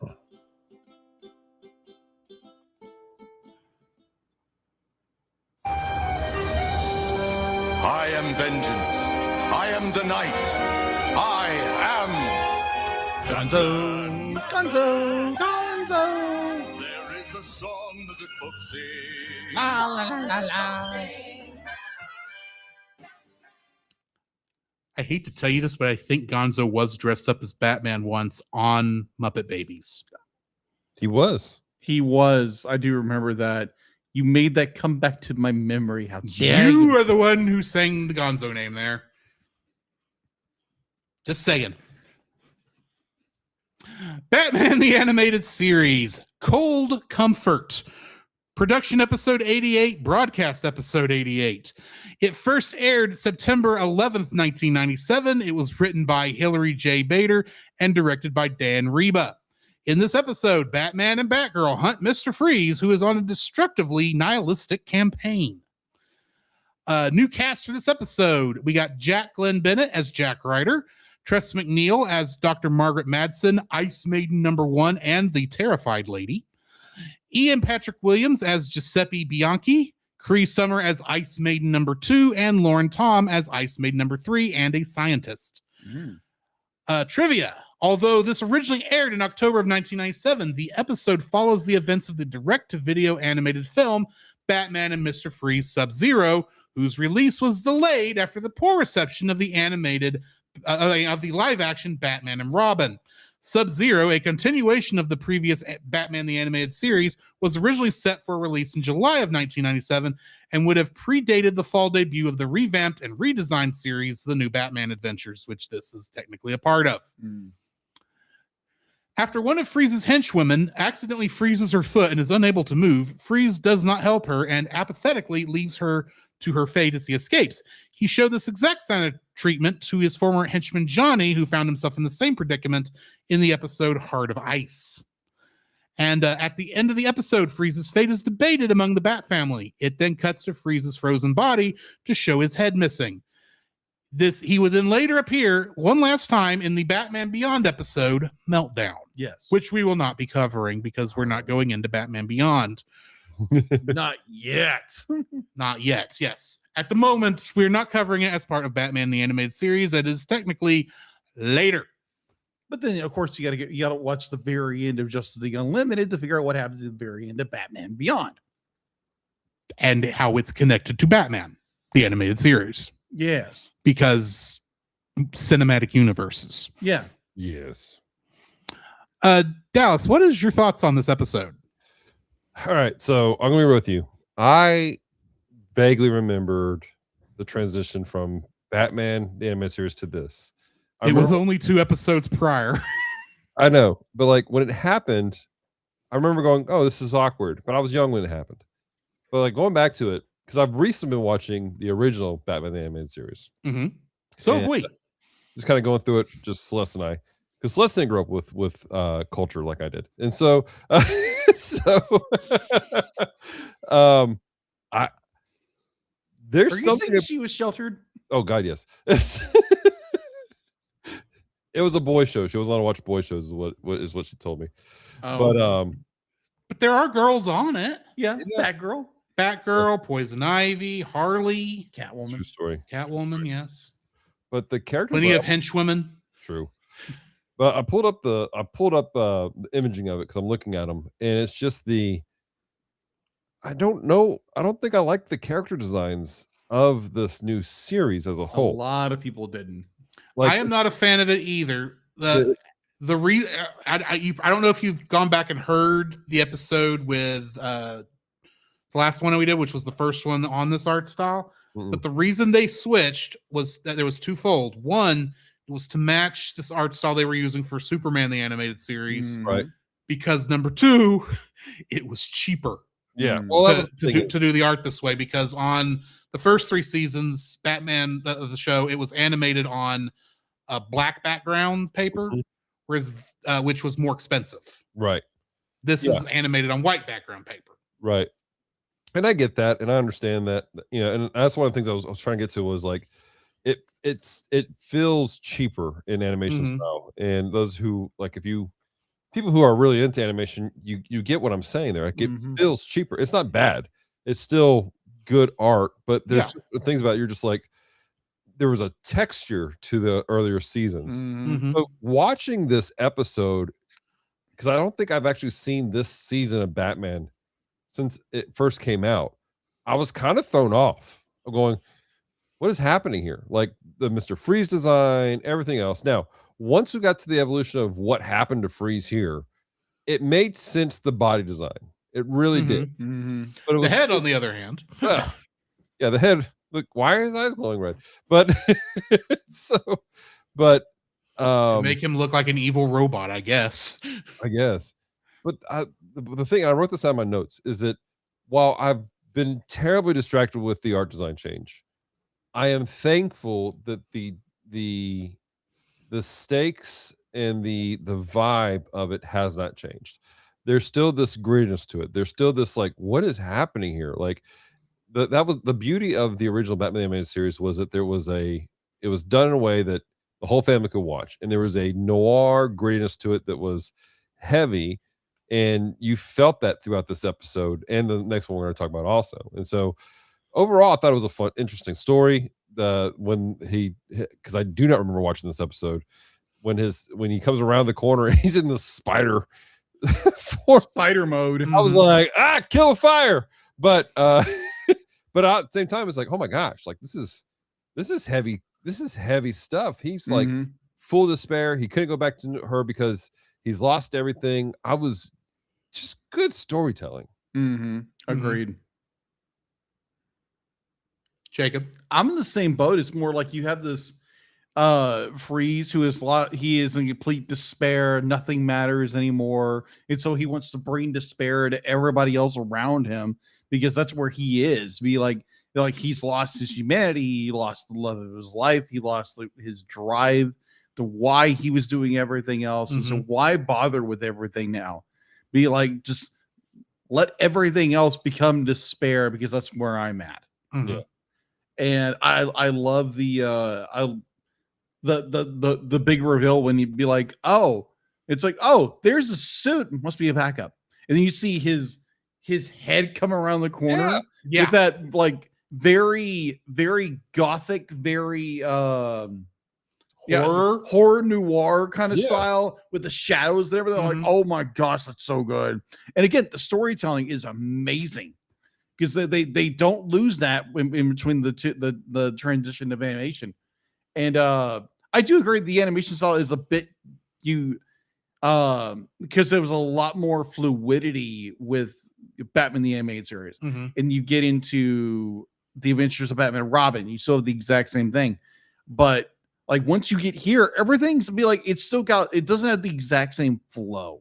Like the line work is a lot more sharper and angle. Mm-hmm. And I get it why they did it, because they need to match what they're doing with Superman the animated series. Mm-hmm. And I appreciate what they were able to do story wise continually forward.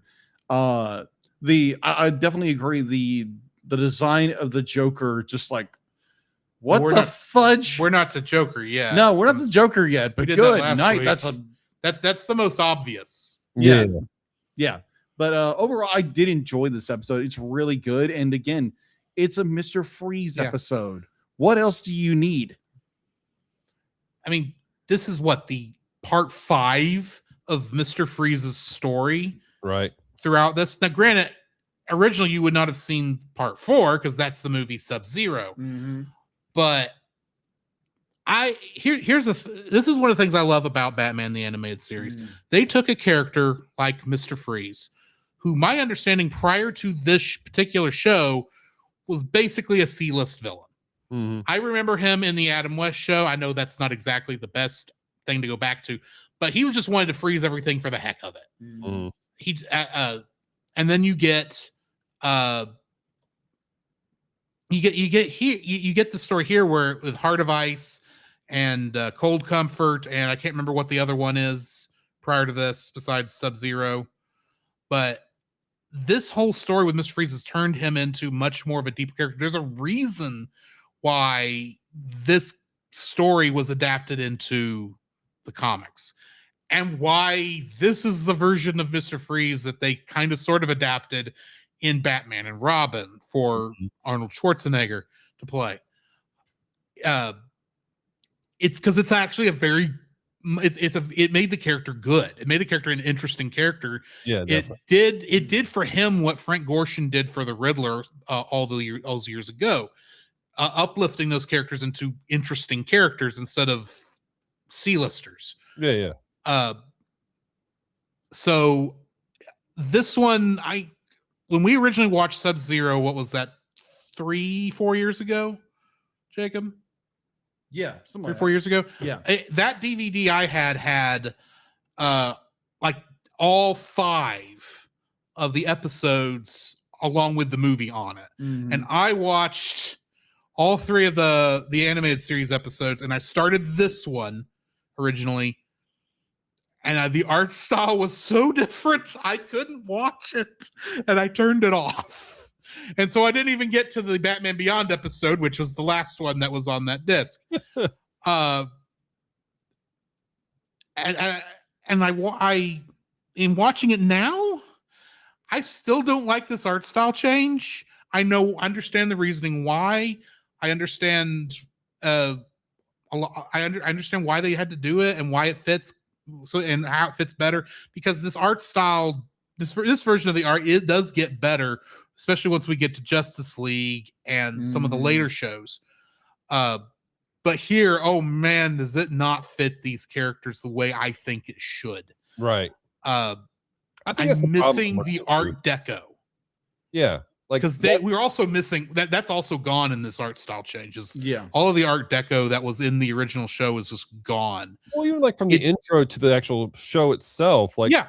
I love that we went back to the original intro. I kind of wish we had a new intro that matched the art style. Yeah. I want to say this. I want to put this disclaimer because I feel like we said it feels cheaper. And it does. Yeah. But they still did some really cool things. Yeah, from a story point of view, this is excellent. Well, even in some of the animation stuff, there's some cool stuff. Yeah. I have some now. The moment whenever Bruce or Batman's fighting Freeze in the helicopter, he looks up and you see Freeze's reflection in the window, and that's how he knows to fight him. And there's still a little bit now.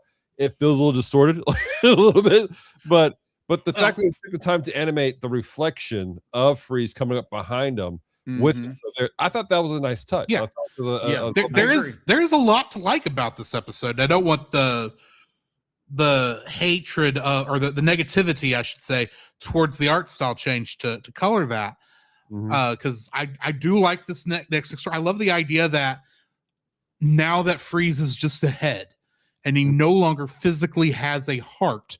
He is now more heartless than he was before when his heart was just frozen. Agreed. Right. I think that's a cool little touch because he's more automaton-like. Right. And I like that. I thought that was a great way to handle his character as he's sinking lower and lower now that he doesn't even have his wife. Right. Because she thinks he's dead. Yeah. If I remember she's been correctly. gone. And she's been gone. So Yeah. I don't remember exactly how it ended, but I remember she was finally cured at the end of that movie. Yeah, she was cured, and then they said in the show that like he just never went and saw her, and it was so long.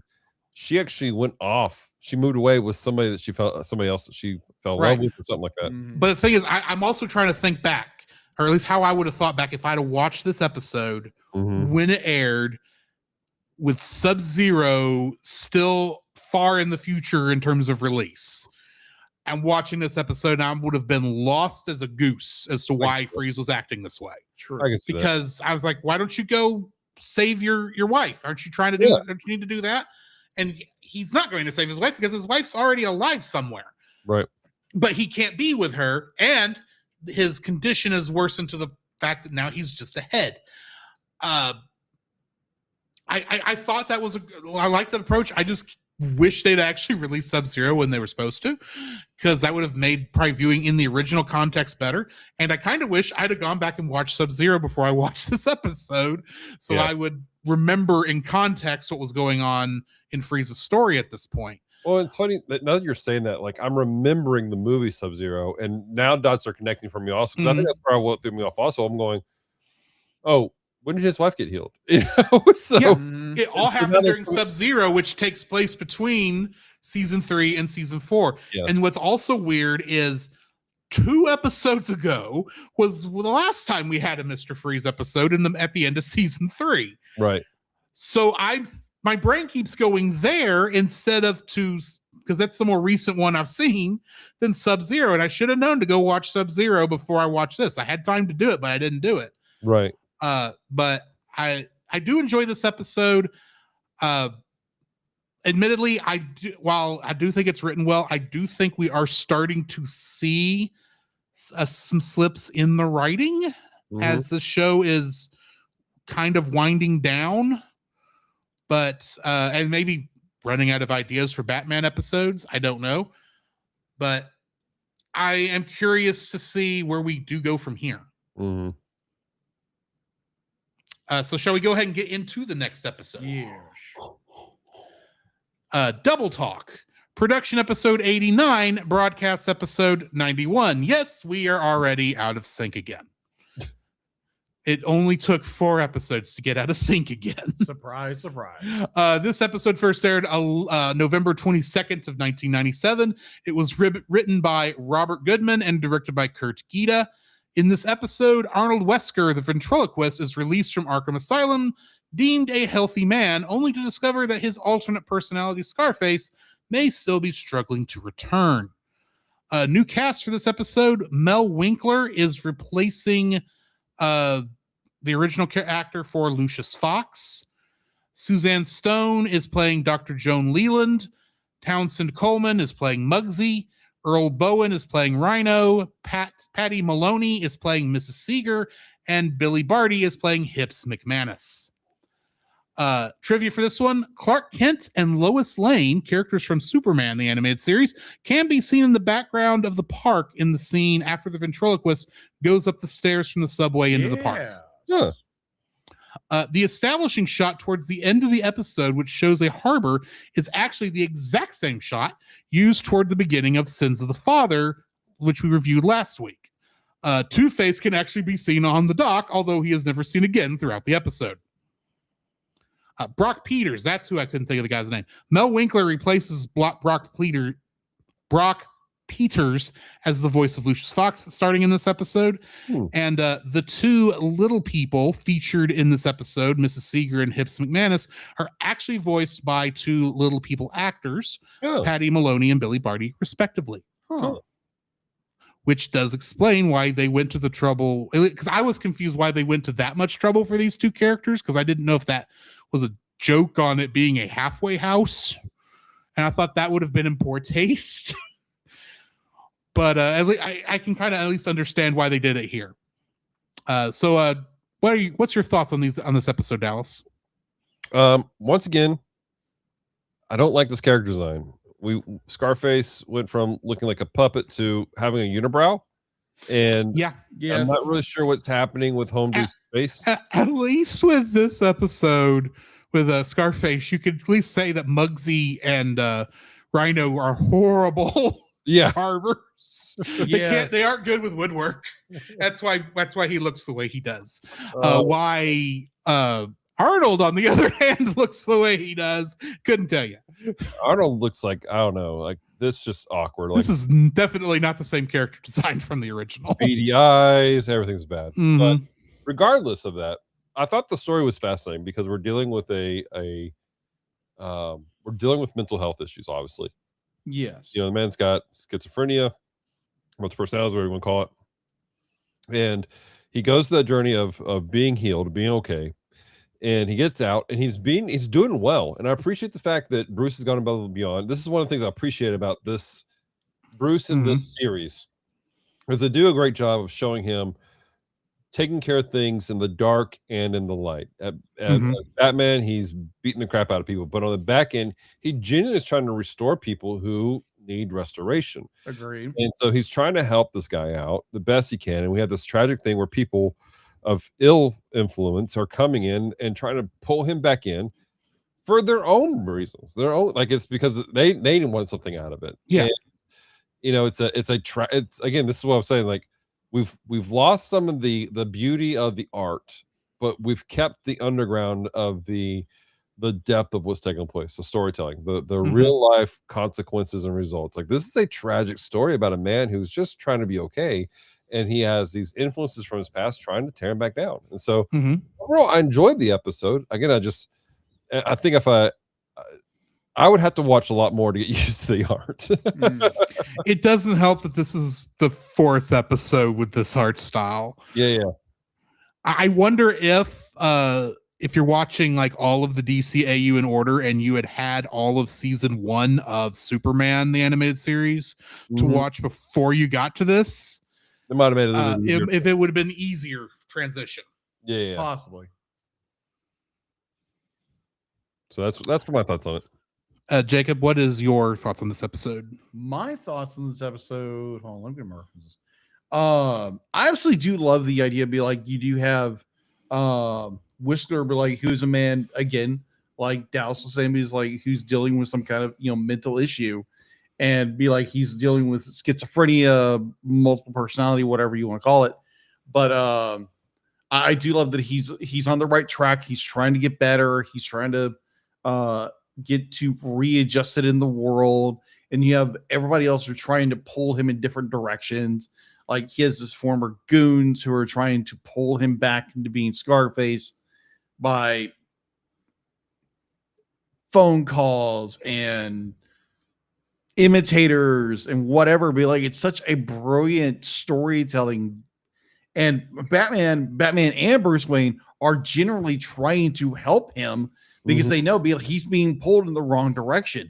He realizes that, be like, if this isn't stopped, be like, Scarface. And I do agree the design of Scarface is a radical change, because he does look like a mini mob boss with the unibrow. Yeah.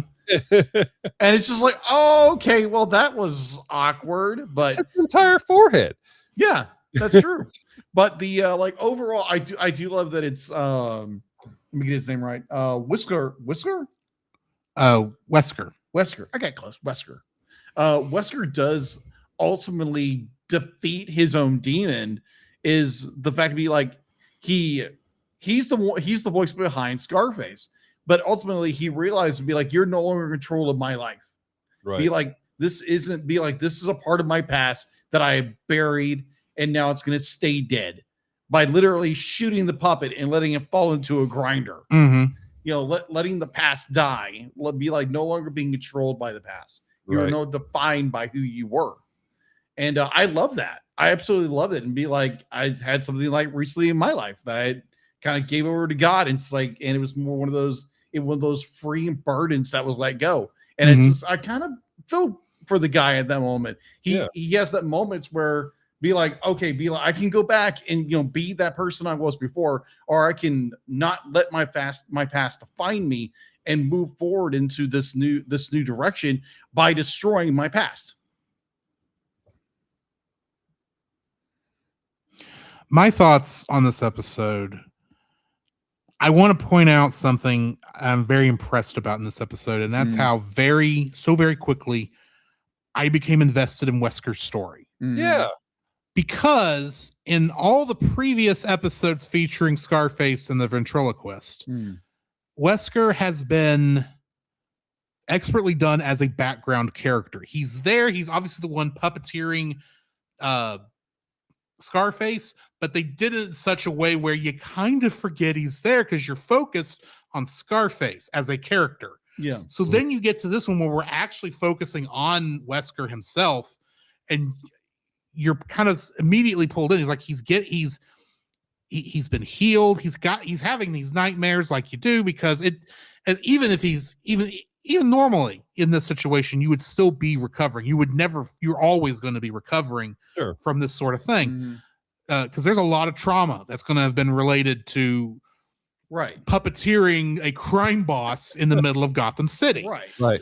You're going to see a lot of things that your alter ego is going to have caused, and to a degree, that was you, even though it wasn't you, if you know what I'm talking about.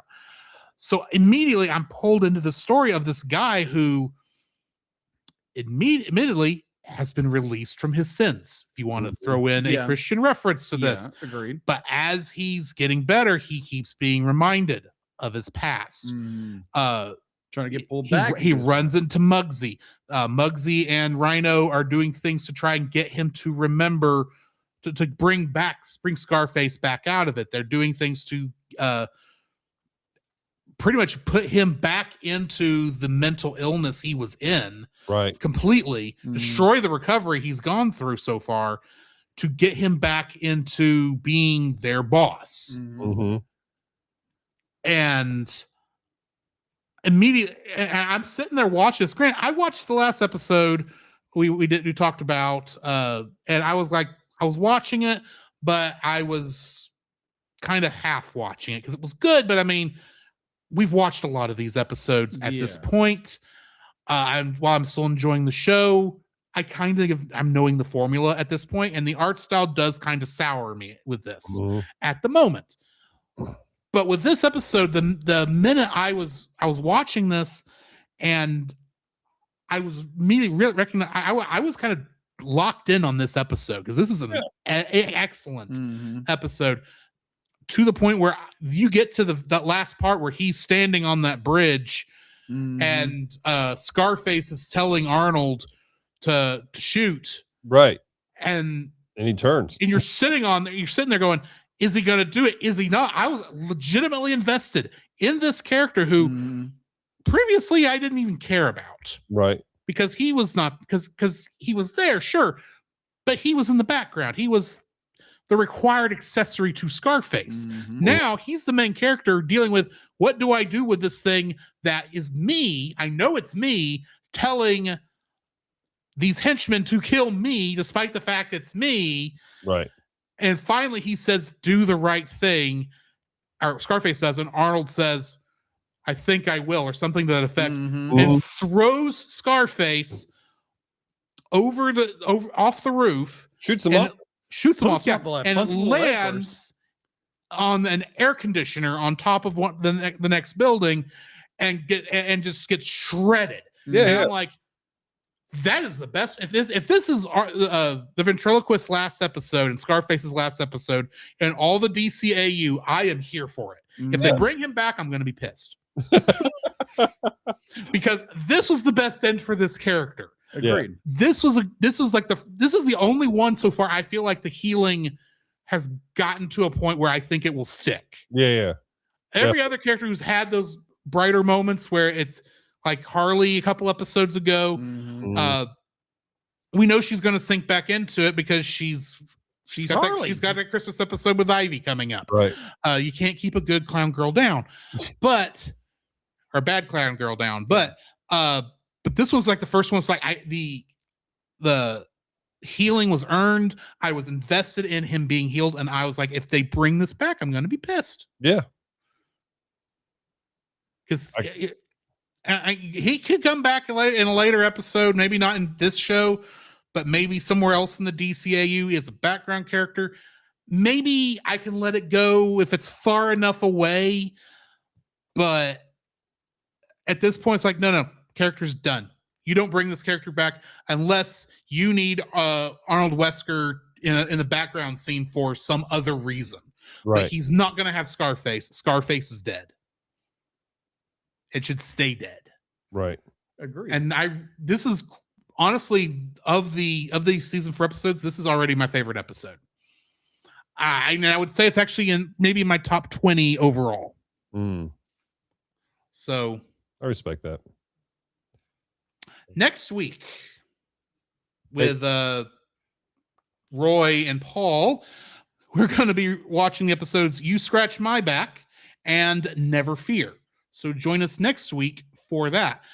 Dallas, Sir, tell us about Geek Devotions. Okay, Geek Devotions. First off, let me do this. Even though we've kind of already talked about Geek Devotions. I want to do this first. I want to give one more comment about the animation for this while we're here before I move on. Go ahead. I made a joke about Gordon looked like he was on Ozempic. Yes.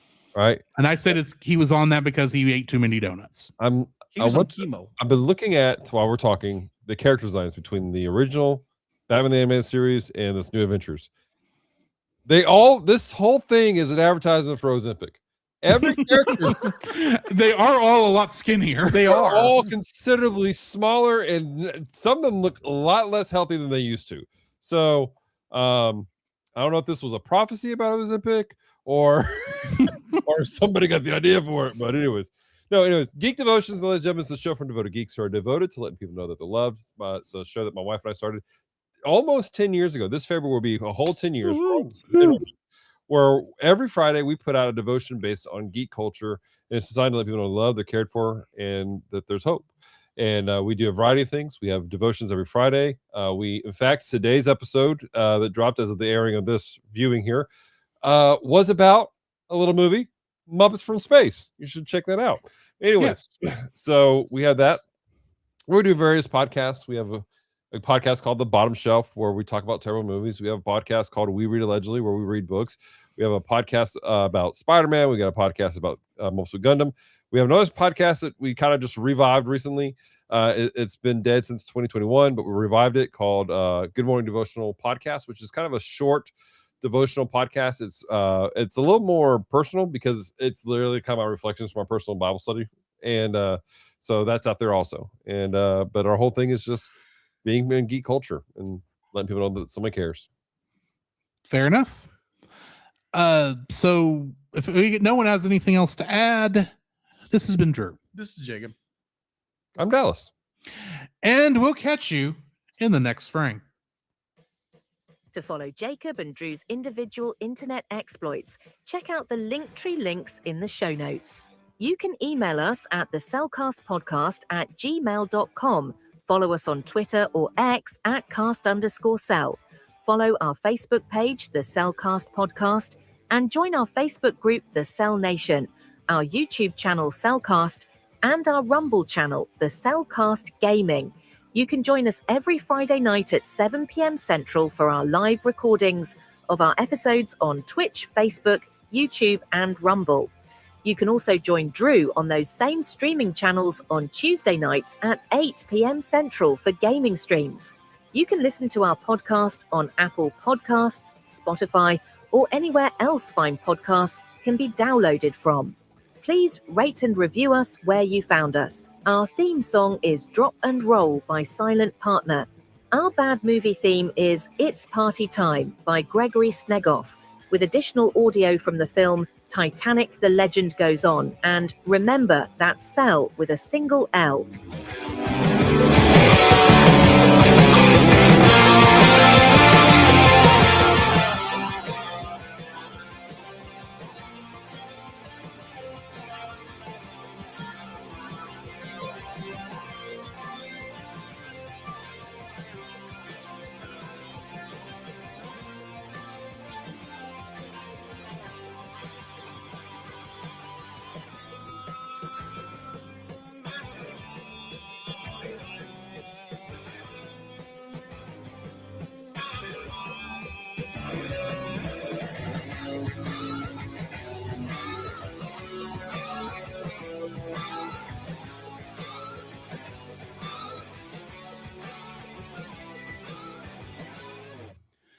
This looks familiar, vaguely familiar, almost unreal yet. It's too soon to feel yet, close to my soul and yet so far away.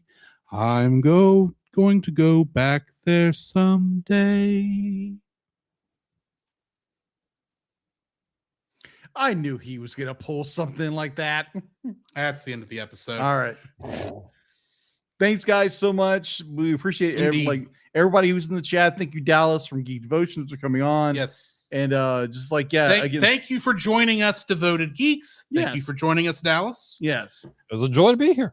yeah, Looking forward to getting you back on another episode later exactly.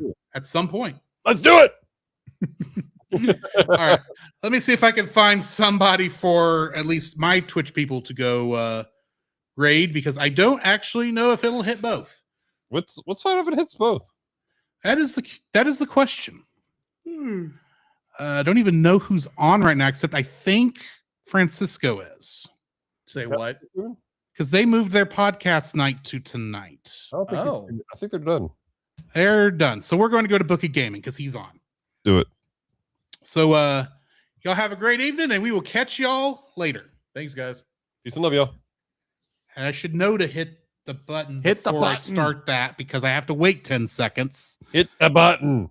It's going. Hit the button. Going. Hit the button. Button, There, button. we've gone. Hit. The red one.